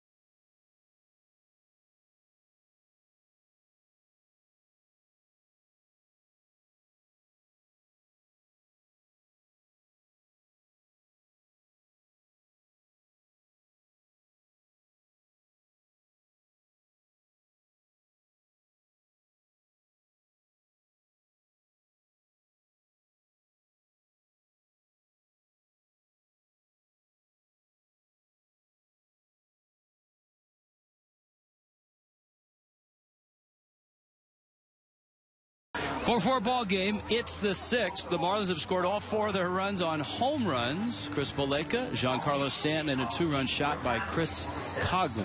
We go to the bullpen. Frank Fort. Hi, Frank. Hey, Rich and Tommy. Well, a bunch of the guys just went in because John Main, who's in line for a job, but he's throwing tomorrow, so they've been able to be released. And Reed Cornelius, the bullpen coach, who's in charge of this crew out here. I don't want to call it a motley crew, but Reed, you've been around the big leagues a long, long time, and I asked this question before, but does each year the guys who happen to be in the bullpen, and sometimes it's a changing cast of characters, it's almost a team within a team, isn't it? Yeah, to a degree. They're all sitting down away from the dugout throughout the whole 9 innings, so they sort of have their little clique, sort of hang out together, and like I said, it's a subset of the team, I guess. All right, so throughout this spring training, who's proven to be the funniest guy? Oof. I don't know. We've got a couple guys that have their moments. Some dry wit down here. We're still trying to figure out everybody's role as far as that. But right now, I couldn't even tell you who a leader is. It's still being decided, still being determined. The true colors don't come out till a little bit later on, and everybody's still watching themselves, so they're a little conservative. You got a couple guys that try to bring out the worst in guys. John Roush with the seeds again. There you go. But he's throwing strikes at least. Yeah, and you can't say a whole lot to a guy that's 6'11". You just let him do what he wants to do. By the way, just for the record, I got nothing, so I'm no help down here, just for the record. The one thing about spring training, now you keep track of the other teams at bats, and you got the stopwatch, so you're paying attention. What are you keeping track of exactly? Right now I've got I'm going back there. I've got Dunner's pitch count just to keep up, and that way we have an idea. We usually limit these guys per outing and things like that. I kept up with Alvarez while he was out there, so it just gives us an idea if we might be getting guys that are getting close to being into the game. Now, one piece of news we've gotten this spring, and I don't know if you guys are excited about this or not, we are going from the left field bullpen next to the Clevelander. The Marlins bullpen will be now down in right field. Is that good, bad, or indifferent news? It's indifferent. I mean, it was, an adventure down there last year.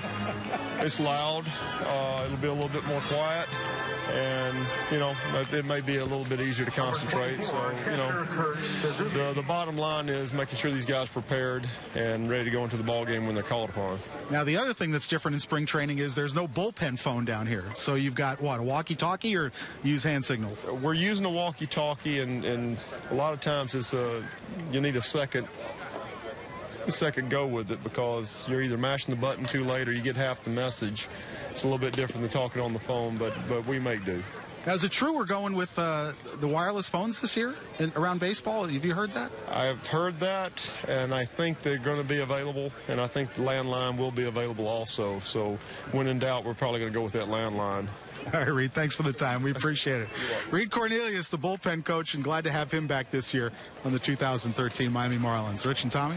Rich, I think it was really interesting, Reed, in mentioning when Frank asked him about a leader down there and about who's maybe got the best sense of humor. This is a whole different makeup down there. It's a bunch of guys trying to make the club.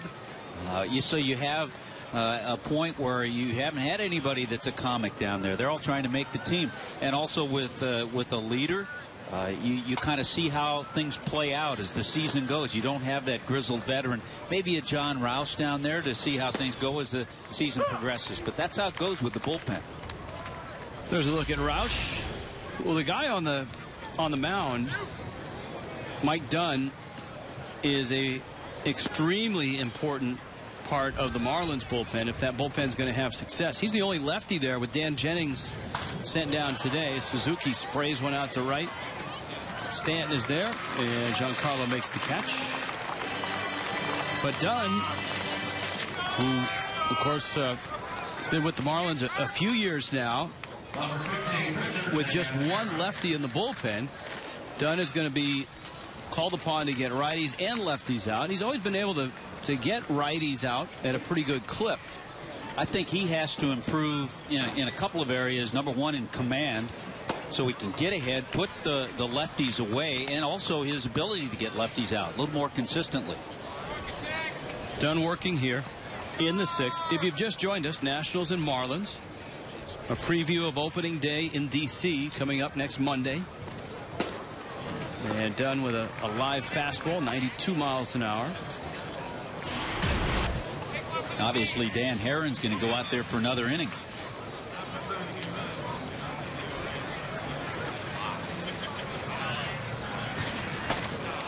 And done with another fastball. He takes care of Herron. 1-2-3 inning in the 6th. Going to the bottom of the 6th. In Jupiter, it's 4-4.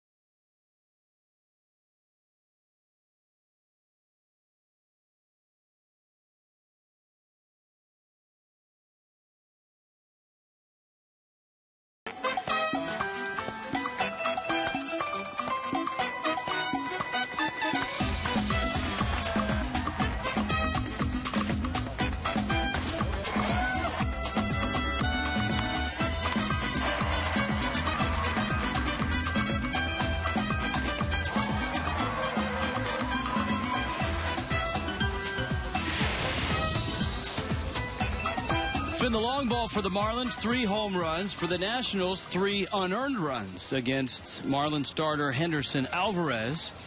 And so here we are in the bottom of the 6th, 4-4 ball game.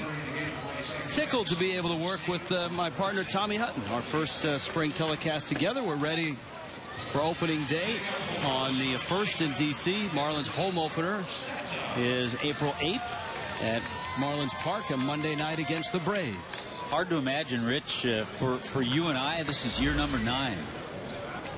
Happy to be back with you. Yeah. Giancarlo Stanton, one of those 3 home runs.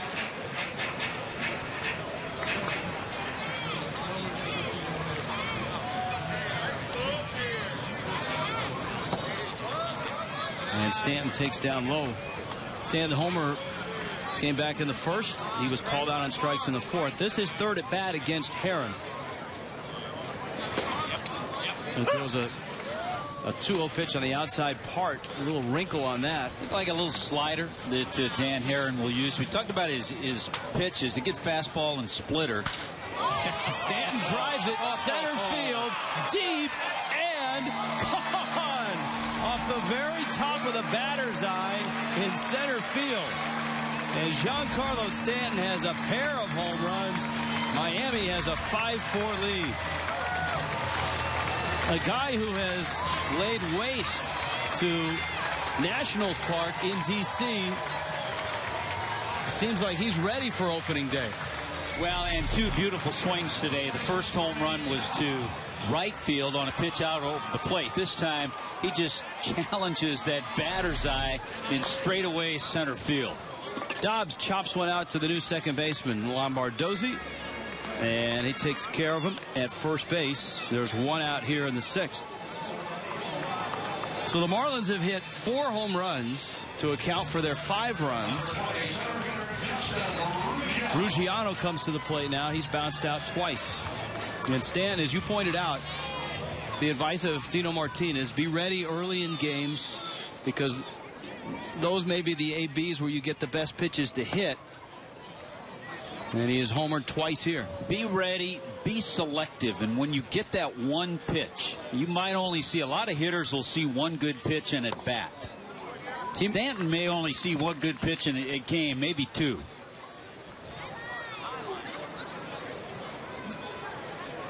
Here's Ruggiano. Yeah, it will test. Certainly this year will be a test of that man's patience. But as we talked about yesterday on the telecast, The Tigers are a great example of the middle of their order. The power bats, as Ruggiano rolls one into center field. The power bats that the Tigers have, you look at Fielder, Cabrera, even Victor Martinez, who's coming off the disabled list. All of those guys are very selective hitters. Many times for those guys, they have more walks than they do strikeouts. Now, I'm not saying that Stanton's going to have more walks than strikeouts, but he's going to have to take the approach until the man sitting to his left gets back and healthy and in the lineup and provides a little bit of protection. And it's certainly a ball club. The Marlins aren't going to out-muscle a lot of teams. They're going to have to rely on Stanton occasionally hitting that big home run. But they're also going to have to rely on contact, putting the ball in play. And that has shown a little bit in the spring. They've kept the strikeouts down this spring. And that's something they're going to have to continue to do during the season. Well, the ballpark that the Marlins play half their games in lends itself to that. Off the end of the bat, little blooper, and it falls in front of Bernardina. And he'll pick it up.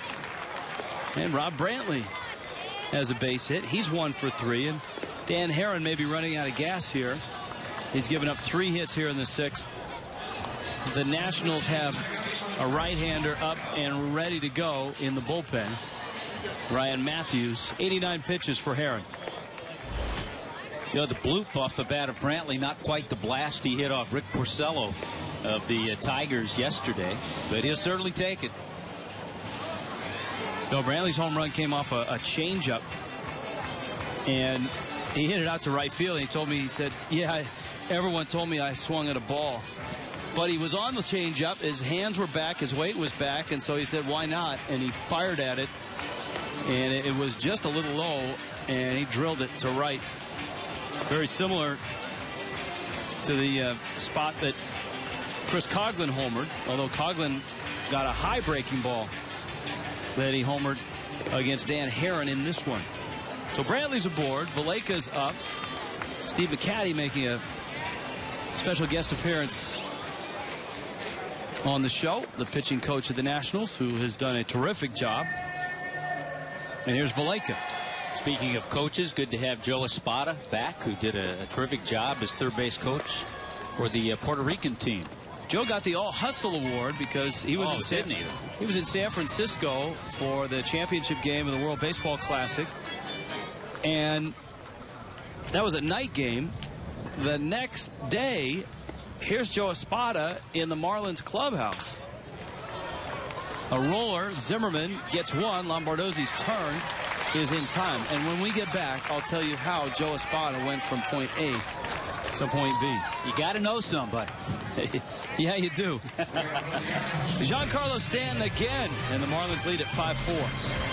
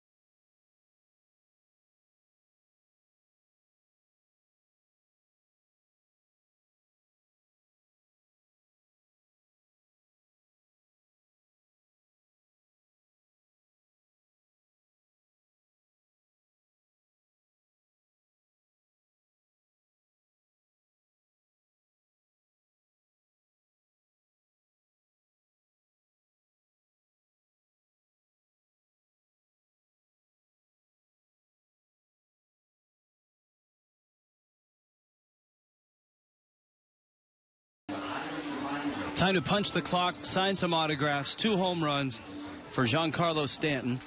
And Tommy, you look at his swing. He generates so much power. He's such a powerfully built athlete.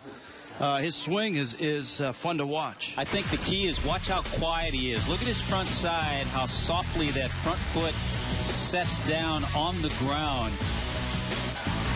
Picture in your mind the high leg kick that Hanley Ramirez had and at times got out of whack with it because it was too high. So Giancarlo, as big as he is, that was fluid, that was a soft landing, and boy, can he generate some power. You're right. What a great day in spring training. Hit a couple of bombs, sign a few autographs, and head back into the clubhouse. And go find yourself a nice meal in the Palm Beach area. At one of the many nice restaurants in this area. Austin Kearns is going to take his spot in right field. You heard Michael Hill say that the Marlins told Kearns that they are going to keep him and that Matt Diaz will report to AAA and get some at-bats. So for Kearns, that's certainly good news, though no final roster decisions have been made. And the Marlins are hopeful that Diaz can go down to New Orleans and get his bat going and contribute. Here's Bernardina. Bernardina, Jason Worth, and Bryce Harper. Bernardina doesn't have a whole lot of spring at bats for the Nationals, but that's okay. He was with Team Netherlands and was hitting third for the Netherlands, so he had plenty of at bats in Taichung, which is Taiwan. Rich, I think, then in Japan, and then in San Francisco. I think for some of the guys who went and left their clubs to play in the World Baseball Classic, it's a huge advantage. And I think for others, it's not quite so much because maybe they don't get the at-bats or the innings that a pitcher needs. But for those who got the at-bats, they got them in pressure field situations, much different than spring training games. We'll have a feature involving the Marlins who are involved in the World Baseball Classic. Allison Williams working on it today. Bernardina, part of that Netherlands team that, again, had just a stunning win. In 2009, they took down the Dominicans down in Puerto Rico.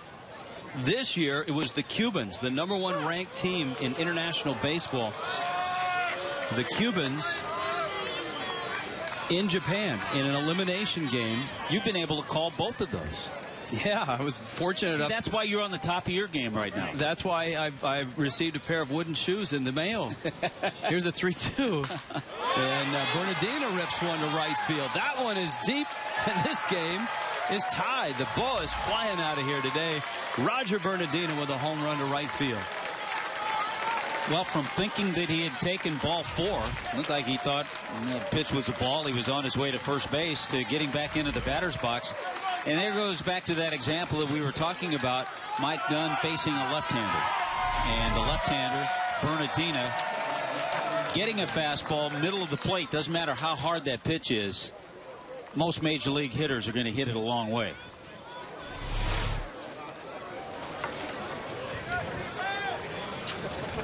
Tyler Moore now for the Nationals, his first AB. Moore, a really interesting player. 16th round pick in 2008 out of Mississippi State. But a guy that has put up really nice numbers and big power numbers coming up in the Nationals organization. Played in 75 games in the big leagues last year. Hit 10 homers. Big guy out of Mississippi State.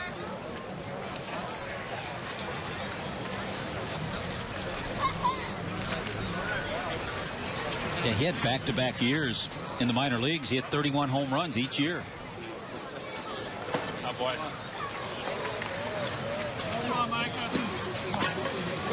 2-1 now to Moore. Moore hitting in the #2 spot. 5-5 ball game. Nationals and Marlins. Nationals bench is a very solid unit as well. We've talked about their rotation, which is spectacular. Their bullpen that got even better and deeper with Soriano. Their regular lineup, which is terrific and provided plenty of punch, and their bench very good. Lombardozzi, good little player, infielder, can play all the spots in the infield.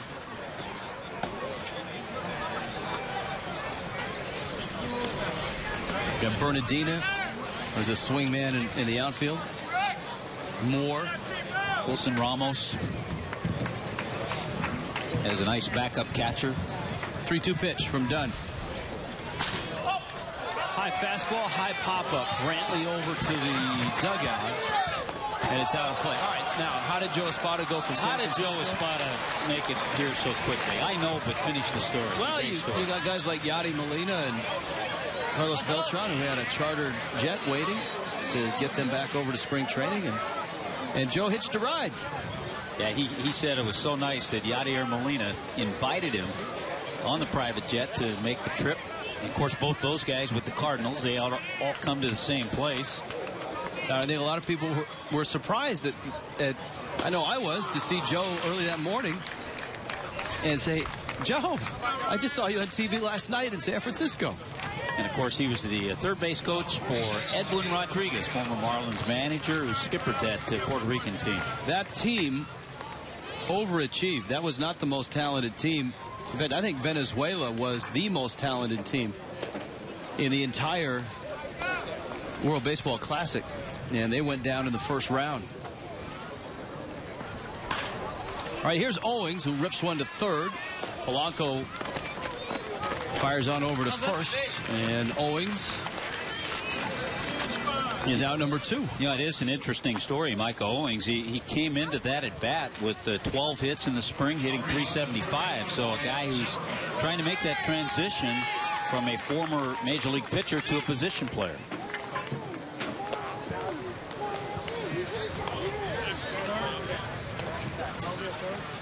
Ryan Zimmerman, one of the few regulars still in there for the Nationals. Zimmerman has reached on a pair of errors, and both of those errors cost the Marlins runs. Henderson Alvarez started the ball game for the Fish. He struck out 7. He gave up 4 runs, but just one of them was earned. 2 fielding errors and a pass ball led to a run. Zimmerman knocks into the air to right. That's Kearns out there. And right in front of the Marriott, he makes the catch. 5-5 home run by Roger Bernardina has tied this game.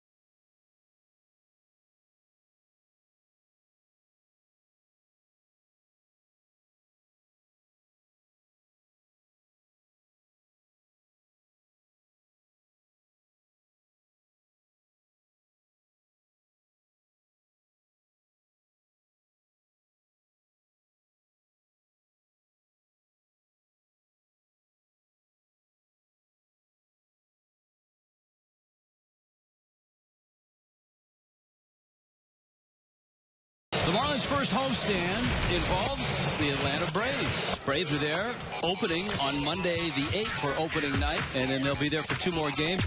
Then the Phillies come to town. Roy Halladay, Cliff Lee, Cole Hamels. They still have that great rotation. And these Washington Nationals will follow. Yeah, the fanatic loves Allison. Who doesn't love Allison Williams? The Nationals will finish off what is a strong first homestand. The Braves, the Phillies, the Nationals, April 8th through the 17th at Marlins Park. Here at Roger Dean, 5-5, bottom 7. Spring training home of the Marlins and the St. Louis Cardinals. Carlos Maldonado is now manning first base. Chad Tracy was at first, and he ends up over at third, and Ryan Matthews comes out of the bullpen. Matthews, 66 games out of the bullpen for Washington last year, out of an area that you're probably familiar with. You may have played some games at Sacramento City College. Did you get down that far? Absolutely. That's Larry Boa territory. It's Buck Martinez territory. Sac City, a powerhouse in the junior college ranks in California, which is Very, very, very competitive baseball. Echeverria, pitcher spot, and then Juan Pierre. Yeah, looks like Casey Kochman has wandered into the on-deck circle. Echeverria dumps one foul down near the Nationals bullpen. Marlins got a 2-run homer out of that pitcher spot. Chris Coghlan with a pinch hit home run in the 5th. Marlins have hit 4 homers, 2 by Stanton. Chris Valleca, a solo shot in the 2nd, and then Coghlan's homer. The Nationals getting a home run from Roger Bernardina. Echeverria goes after a breaking ball. Tracy streaks across the infield, safe at first. Echeverria under the sweep tag of Maldonado. Now, Tracy came in a couple of innings ago. He was at first base. Then when Maldonado came in, Tracy went over to third to spell Ryan Zimmerman. This throw just gets away from him, pulls Maldonado off the bag, and it looked like by the time the tag was applied, Echeverria was already on the base. Ted Tracy spent a little time as a Marlin. So E5. And here's Kochman.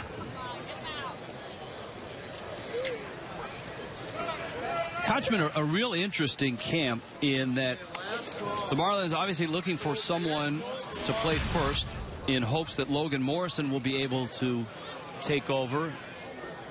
And there really isn't a timeline. Morrison continues to progress from the knee surgery, but I think an ambitious return would be late May. And all Kochman has done since coming into camp is hit, drive in runs, and play Gold Glove first base. He's always done that.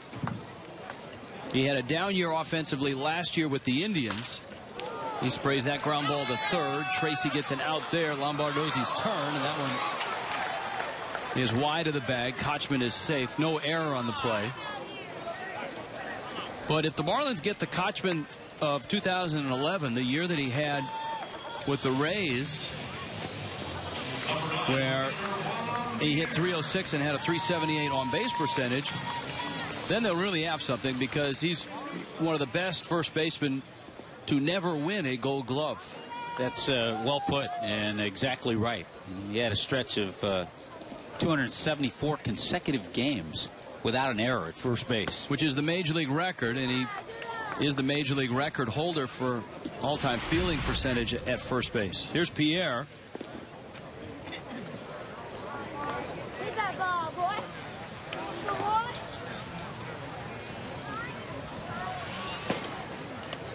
Matthews at the knees and on the corner. By the way, I thought it was good to see Mike Dunn go a couple of innings. He'll get stretched out a little bit. Gave up just the 1 run, the home run to Bernardina. His day is done because we see Big John Roush warming up in the bullpen. Pierre slaps it foul. Now Juan Pierre, I think, played probably more than the Phillies thought he was going to play last year. Hit .307, a .351 on base percentage. He played in 130 games for the Phillies. And this year at 35, the Marlins are hopeful that on most days he'll be at the top of their order, setting the table. He can still run. Last year at 34, he stole 37 bases and was caught just 7 times. And he is the active stolen base leader at 591. Suzuki blocking that breaking ball.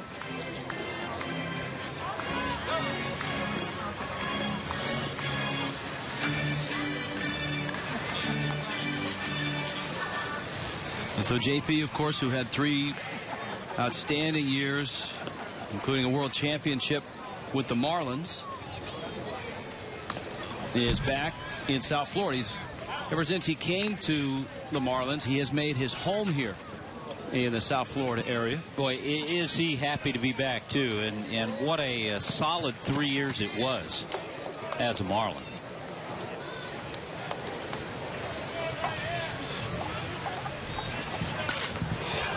Line in the into center field. Pierre has his second hit of the ball game. 4 times in Juan Pierre's career he's had over 200 hits in a season.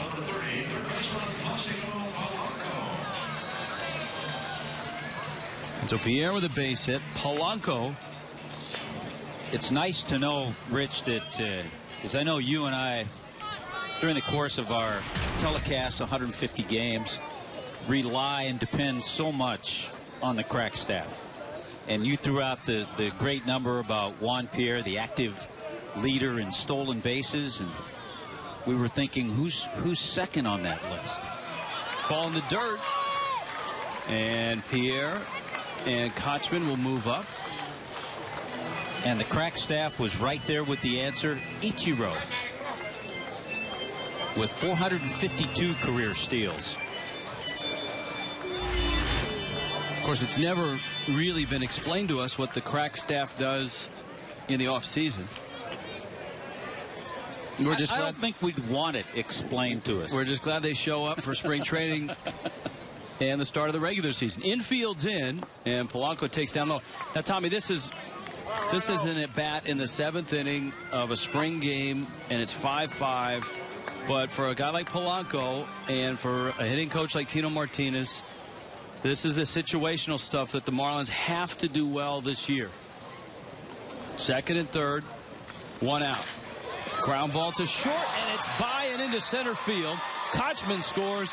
Pierre will score, and Placido Polanco delivers a 2-run single. Well, and there could be your cleanup hitter. It doesn't really matter how you clean up. It's just getting runs in. And you know, that was an area we've talked about it that the Marlins struggled so much in. They were 29th in baseball in runs scored last year. So they're going to have to do these little things. Infield in, Polanco gets good topspin on this ground ball and gets it past the shortstop Rivera.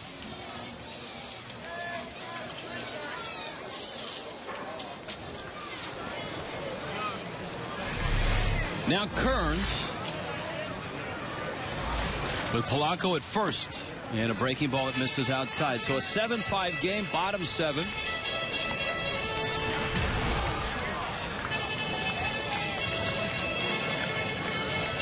With a veteran like Kearns, as much as he's struggled, and you see the average, just 3 hits in the spring. A manager, a general manager, will go for a guy like Kearns on track record. They look back to see what he did last year. And you get the benefit of the doubt a lot of times as a veteran hitter, because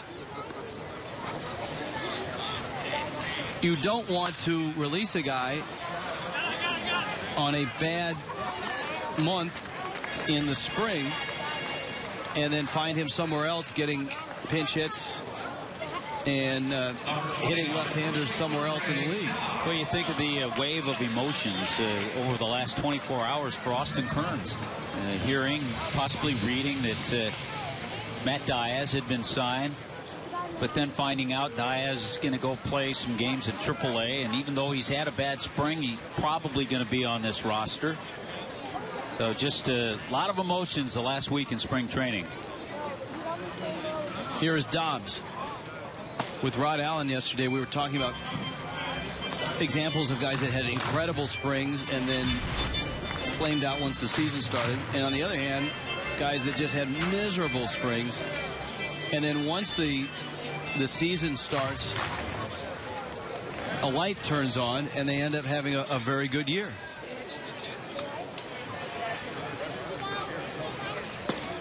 There's always in various camps around Arizona and Florida, and Abraham Nunez, who hit 9 or 10 home runs for the Marlins in spring training.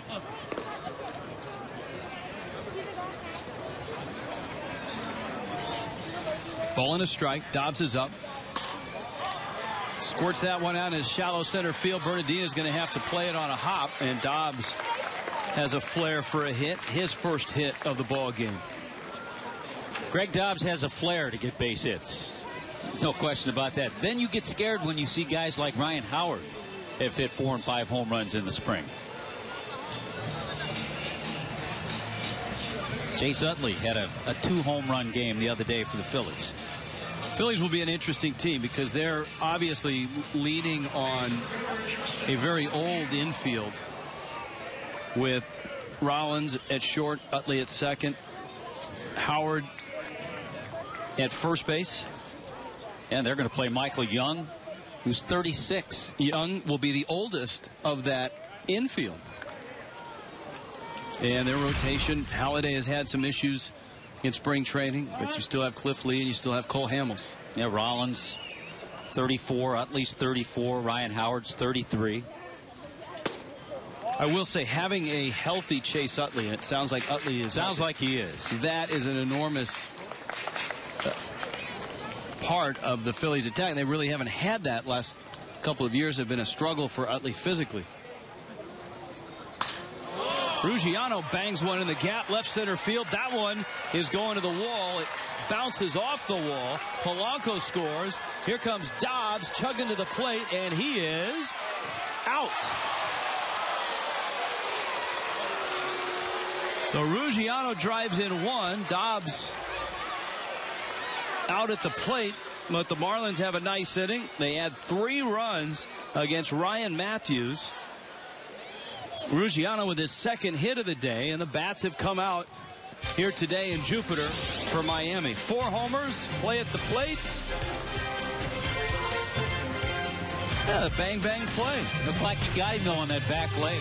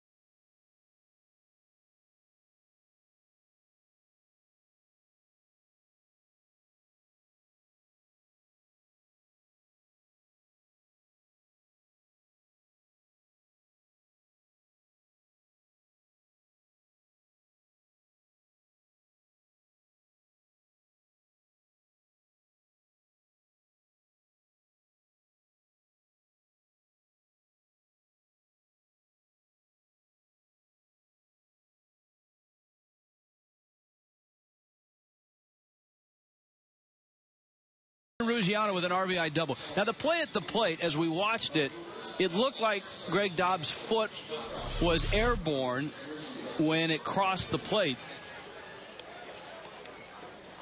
I think the foot never touched the plate, the front foot. It did, but, as a, you talk to players, and Tommy, you played in the big leagues. Players, when they slide feet first, that foot pops up. That foot pops up, and it pops up for a good reason. You don't want to drag that lead foot, because if you catch a spike, you can very easily not only turn an ankle, but break an ankle on a slide like that. And home plate, of course, is obviously not elevated like the other bases. So at times, it's difficult to get that foot down onto the plate. Normally, your foot is just off the ground as you slide. Now, I'm not saying he wasn't out. He was. But it's something that sometimes umpires will give the runner the benefit of the doubt. As a former player, how do you see that? I see that exactly the way you described it. It's an interesting thought as Rouse gives up a 2-base hit on the first pitch he throws. Chad Tracy with that base hit. Yeah, you want to prevent an injury. You don't want to have that spike caught in the dirt, so that front leg kind of pops up a little bit, which it did. It didn't cross the plate, and the tag was applied on the backside on the back leg. All right, John Roush is in the ball game, and he takes over for Mike Dunn. Henderson Alvarez started 5 innings, just 1 earned run, 3 unearned runs. Mike Dunn gave up a homer to Roger Bernardina, and Mike Dunn is down with Frank Fort. Frank? All right, thanks, Rich. Continuing our bullpen theme of the day, and a lot of fun out there. Is it a little different in spring training than during the regular season, or are you guys always like that out there? The only difference, I guess, would just be with the fans being so close to us during spring training. But it might get a little bit different, whenever it's just us by ourselves. But it's pretty much everyone acts pretty much the same. We talked about roles in the bullpen in terms of games, but also in terms of being in the bullpen. There's always seemed to be different personalities that emerge. John Roush, just by his experience in the big leagues and his sheer size, has he become sort of the lead dog of the bullpen in spring training? I think so, probably with his experience and everything, for sure. But he seems to be kind of a joker every now and then too, and then all of a sudden he'll catch you off guard and he's dead serious. So you got to be on your A game when you're around him. All right. So where do you fall on that spectrum between jokester and totally serious guy? I kind of think I'm probably right in the middle. I just kind of sit back and listen to everyone else joke around, and they tell the jokes. I just listen to the jokes. I don't really tell too many jokes. But everyone just kind of hangs around until about the 4th or 5th inning, and then everyone starts to focus up. What's the most popular topic of discussion? Is it movies, television, other sports? What would you say has been the most popular topic this spring? It probably determines who you're talking to. When you're talking to Webby, it's something to do with space and astronauts and just science. Okay, he's the science guy. Yeah, for sure. But he always has something new for us, and everyone gets a good laugh out of the stuff he talks about. All right, well, have him explain the Higgs boson to you next time. He definitely, that was, whenever they discovered that, he was all extremely excited. Yeah, and trying to explain it to everybody down there. All right. As it looks right now, you might be the only lefty in the bullpen to start the season. Does that put any more pressure on you? No, I mean, you got to go out there and pitch to whoever they tell you to, pitch against, and you just got to do your job no matter what the role is or whatever spot you go into. You got to do your job. Thanks for a visit. Appreciate it. No problem. All right, Mike Dunn, part of that bullpen cast of characters that we visited today, guys. Frank, I see you haven't turned in your coat yet. No, not yet. Well, Cishek walked away without it, so I will give it to him after the game, I promise. Dunn's all over me about it. Kurt Suzuki's up, 8-5 Fish. Roush, a former National. We saw him an awful lot with the Nationals in their early years. Yeah, 05, 06, 07. 88 games for John Roush for the Nationals in 2007. So he was out of that bullpen a lot. Won 8 games, was 8-4 that year. And he's bounced back after giving up that leadoff double. High fly ball. Ruggiano, who made an incredible catch earlier in the inning, is there and hauls this one in. And so Roush works a scoreless 8th, bottom of the 8th in Jupiter. Look at that. Got turned around, found it, and made the play.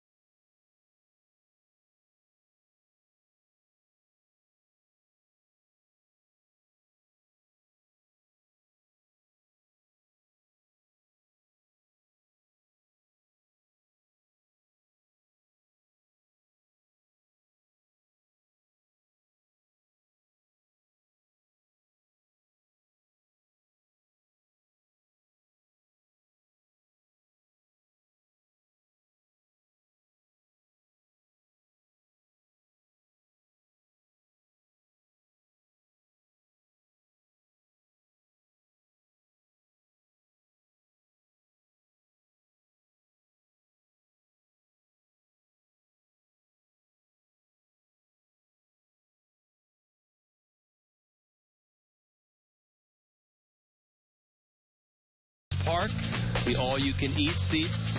The Vista Reserved on Saturdays, $27. Legends, $37. Hot dogs, peanuts, popcorn, nachos, Pepsi, and Aquafina water.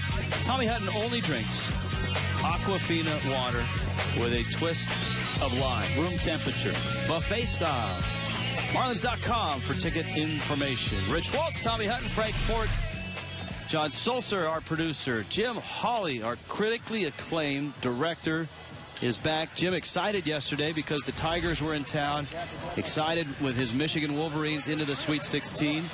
And he's also excited that Tyler Clippard's in the game. It would not be a Marlins Nationals game without Tyler Clippard. You and I looked up and we saw Clippard running in from the bullpen, and when we said the exact same thing. The Marlins see Tyler Clippard all the time. He has been a stalwart out of that bullpen. And when you think about this year's Nationals bullpen, the way it's set up is a little differently because of Soriano, who's going to close. Last couple of years, it's been Drew Storen. And now you have Clippard, and Davey Johnson can go with Clippard or Storen in the 8th inning and then close games with Soriano. If Soriano has a little bad spell, he can always go back to Storen. You saw those numbers, Clippard against the Marlins in his career, and we kid because we like him in that the Marlins seem to see him every time they play him. It was nice to see Clippard recognized last year as an all-star because the Marlins would have voted for him for the last 4 years. Yeah, guy was actually drafted by the Yankees back in 2003. I think as John Sterling called him, the Yankee Clippard. Rob Brantley, a full day. Marlins need to get some at-bats for Coy Hill here in the next few days. I'm sure he probably saw some at-bats in a minor league game. That pop-up caught out as short by Rivero. And with one out, here comes Valleca. You have some guys who probably are playing 9 innings that won't make the trip, the long trip across the state over to play the Red Sox tomorrow. Marlins not only will be going across the state, they'll be headed to New Orleans on Saturday morning. That game will actually be televised on Fox Sports Florida because our friends at Cox Sports in New Orleans will be televising the game between the Zephyrs and the Marlins. And they're kind enough to let us pirate the feed. That's not the right term, sorry. They're nice enough to let us borrow, share in the share the feed in the broadcast. There you go. Let me help you out here. Thank you. Wasn't sure the right terminology. But that game on Saturday, and then the Marlins after that game will jet up to D.C. They'll arrive Saturday evening. They'll have a workout on Sunday. And then a afternoon start. A noon start for Marlins Live, an hour pregame show leading into Marlins and Nationals Game 1 of 2013.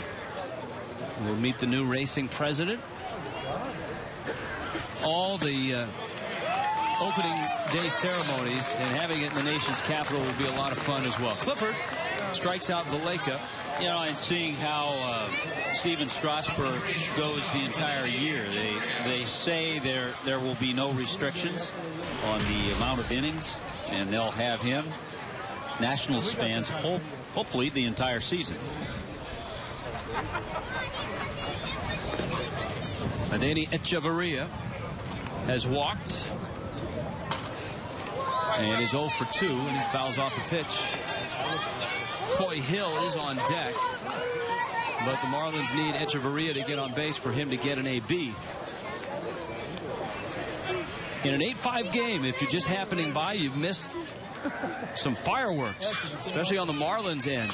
A breaking ball by Clippard. Giancarlo Stanton hit a pair of home runs, both of those coming off of Dan Herron. Chris Valleca homered to left. That was off of Herron. And Chris Coughlin with a pinch hit 2-run homer in the 5th. That was off of Herron.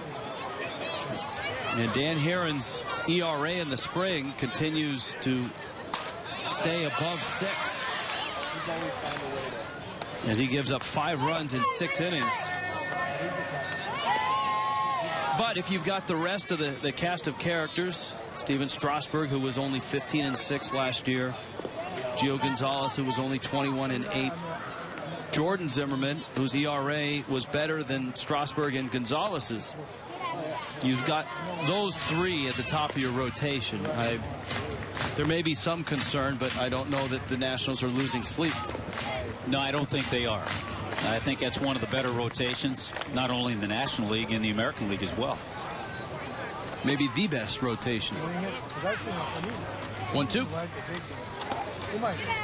With some of the offensive struggles of Adeiny Echeverria, you hope that doesn't go out to his defense, and so far it hasn't in spring training. He hasn't hit the way I think he can and the way he'd like to, but it certainly hasn't affected his defense in the spring.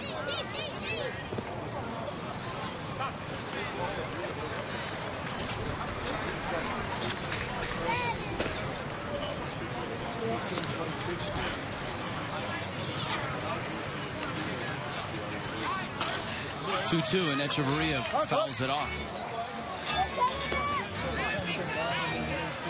Well, the luxury the Nationals have with Clippard, Storen, and Soriano is you've got three guys who, if someone are hurt, or someone gets hurt, or someone proves to be ineffective, you've got guys that can slide into just about any role. Storen, of course, had a very nice year last year, but he was the man, or the pitcher was on the mound when it all collapsed in Game 5 of the division series against the Cardinals. 3-2, Echeverria, soft fly ball. That would be Bernardina, and that would be the bottom of the 8th. On to the 9th. Miami tries to put this one away with an 8-5 lead.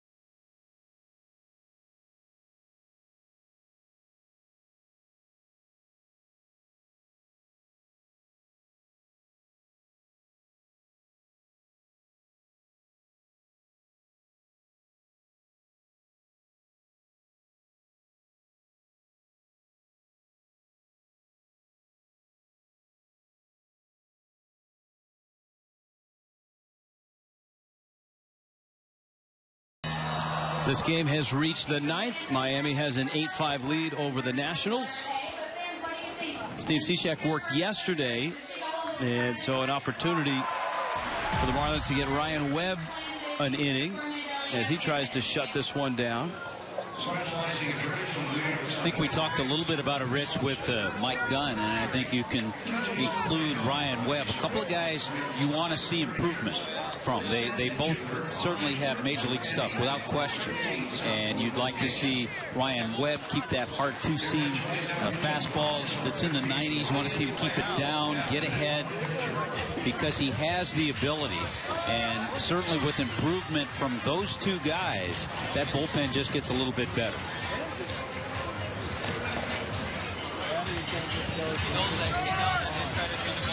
So Webb into the ball game. Autographs being signed.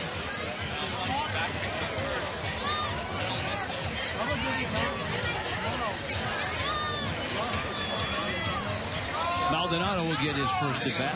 I think here at Roger Dean Stadium, the bullpen's probably the best place to sit as a fan down the left field line, and certainly the berm, which is behind the visiting bullpen down the right field line.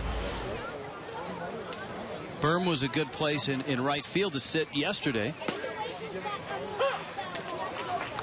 Some good foul ball action out there. Nice crowd yesterday with the Tigers in town.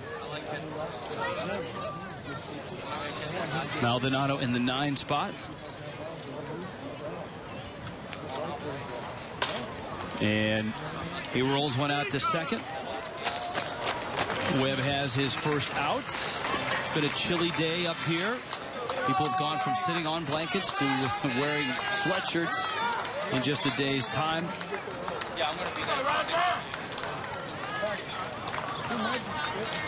The Marlins, as we noted, have a busy weekend. New Orleans on Saturday, the D.C. Saturday night, Sunday the workout, and it all starts on Monday in Washington, D.C. Nationals Park. There's Bernardina. He homered against the lefty Mike Dunn in the 7th. And Bernardina takes a strike.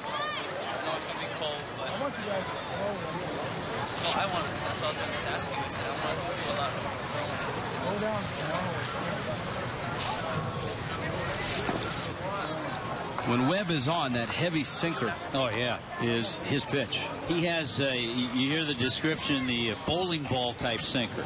Comes in so heavy.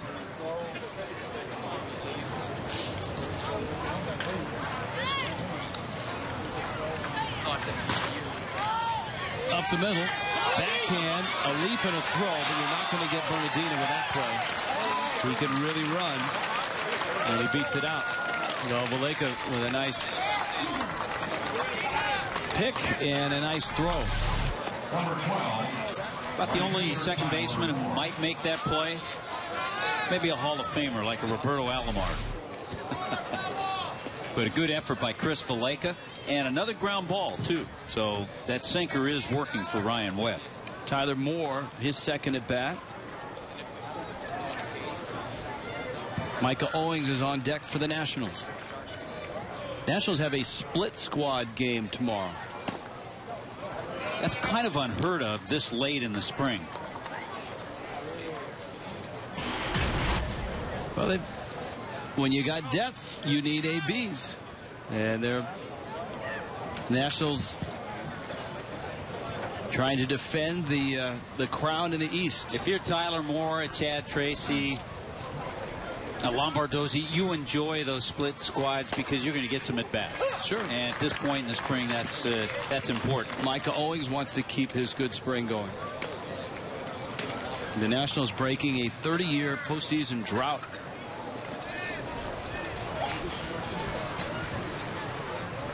For that franchise. Last postseason was, what, 81 Expos? 81 Expos. And that was a strike year, so they had to have won a half and qualified for the postseason that way. That was the year they were eliminated by the Dodgers. On a Blue Monday? Yeah, rain out on Sunday. So the game was played Monday. And the big blast of the game-winning home run by Rick Monday. Blue Monday. 2-2. They would have a hard time coming up with a name for the game which eliminated them last year because they've got to use Descalso. That one, fly ball left field. Yeah, what rhymes with Descalso? Good luck. And Cosma. Those were the two guys that had the big hits in that ninth inning. Right now, it looks like that's going to be the middle infield for the Cardinals, too, with the Tommy John surgery that Rafael Furcal is going to have.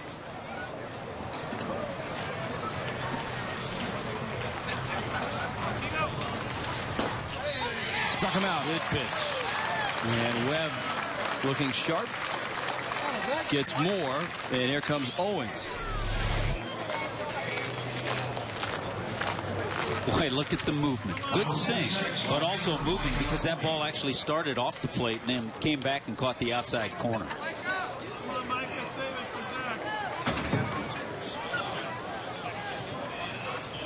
So here's Owings. For his second at bat, he bounced to third his first time up. I'm not looking at stats, but I believe Micah Owings, one of those many players out of the East Cobb, out of Atlanta, played there. Pitcher, now trying to make his mark as a hitter. So you're in midseason form. Am I correct on that? Gainesville, Georgia. Okay. Georgia Tech and then Tulane. Speaking of pitchers who've made that transition, Rick Ankiel had a great spring with Houston.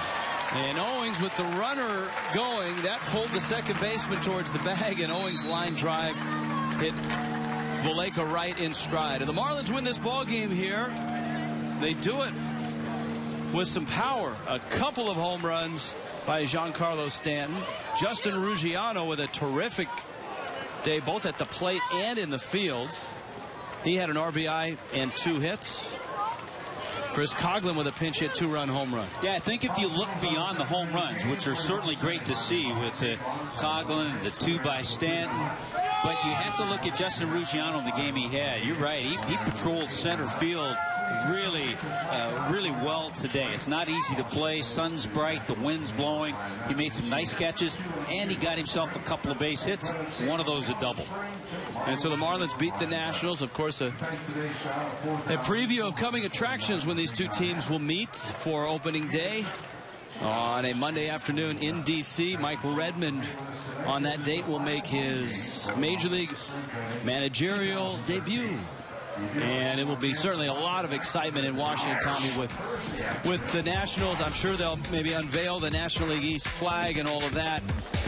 A postseason team last year and a lot of expectations this year. Exciting for Mike Redmond. I know he has a lot of his family. They're going to be in attendance in Washington, D.C.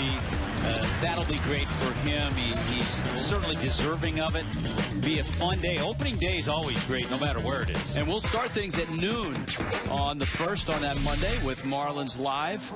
And first pitch is scheduled for 1:05. Steven Strasburg will throw that first pitch. Ricky Nolasco will make his second opening day start for the Marlins on that Monday. So here on a sunny but brisk day in Jupiter, Florida, Miami with some long balls. Chris Coughlin got a hold of a Dan Herron breaking ball and hit it out. The Fish win it by a score of 8-5. We told you Justin Ruggiano had a good day, and he's with Frank Ford. Frank? Thanks, Rich. Justin, of course, you had the back problem to start camp. You still have right around 30 at-bats. What's your level of readiness for the season? Yeah, it's, every day it's getting close to feeling routine again for me. So I'm close right now. I'd like a few more bats just to get comfortable. In the past, I've usually had 50 to 60, but the likelihood of that happening is slim. So I just have to get ready faster. One thing that is not routine was the defense you've displayed the last 2 days. You look very comfortable running and tracking down the ball, so that's got to be a good sign, I would think. Yeah, my back is feeling great now. It's strong, it's recovering, and there's no setbacks.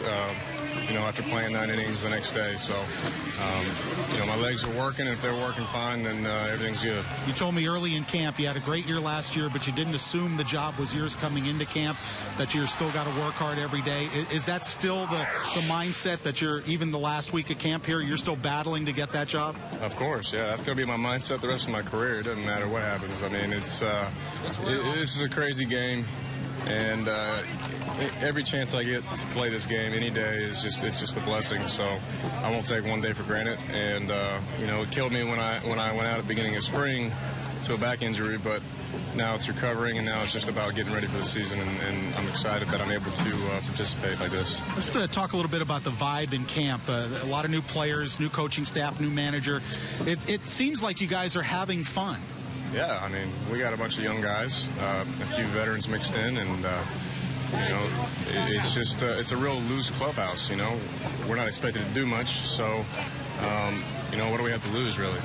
Thanks for the time. We appreciate it. Best luck rest of the way. Thanks, Frank. Justin Ruggiano had a very nice last 2 days here in the game's broadcast on Fox Sports Florida, and a couple of great defensive plays as well, guys. You're right, Frank. Back to the plate, winding catch on the warning track, and then going up to the top of the wall to rob the Nationals of an extra base hit, possibly a home run in this one. Tommy, great to work with you on the telecast today, and I certainly look forward to opening day and being by your side for the rest of the year. I look forward to it. 150 more. Hey, that'll go by quickly.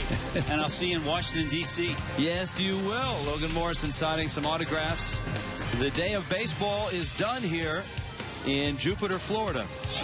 The Nationals and the Marlins will open the season on Monday. We'll be there at noon for all the opening day festivities from our nation's capital with a 1:05 first pitch. Steven Strasburg against Ricky Nolasco. For the Crack staff and our entire Fox Sports Florida production crew, Frank Fort, Tommy Hutton, I'm Rich Waltz. Thanks for joining us. We'll see you on Monday in D.C. for Marlins and Nationals Monday at noon.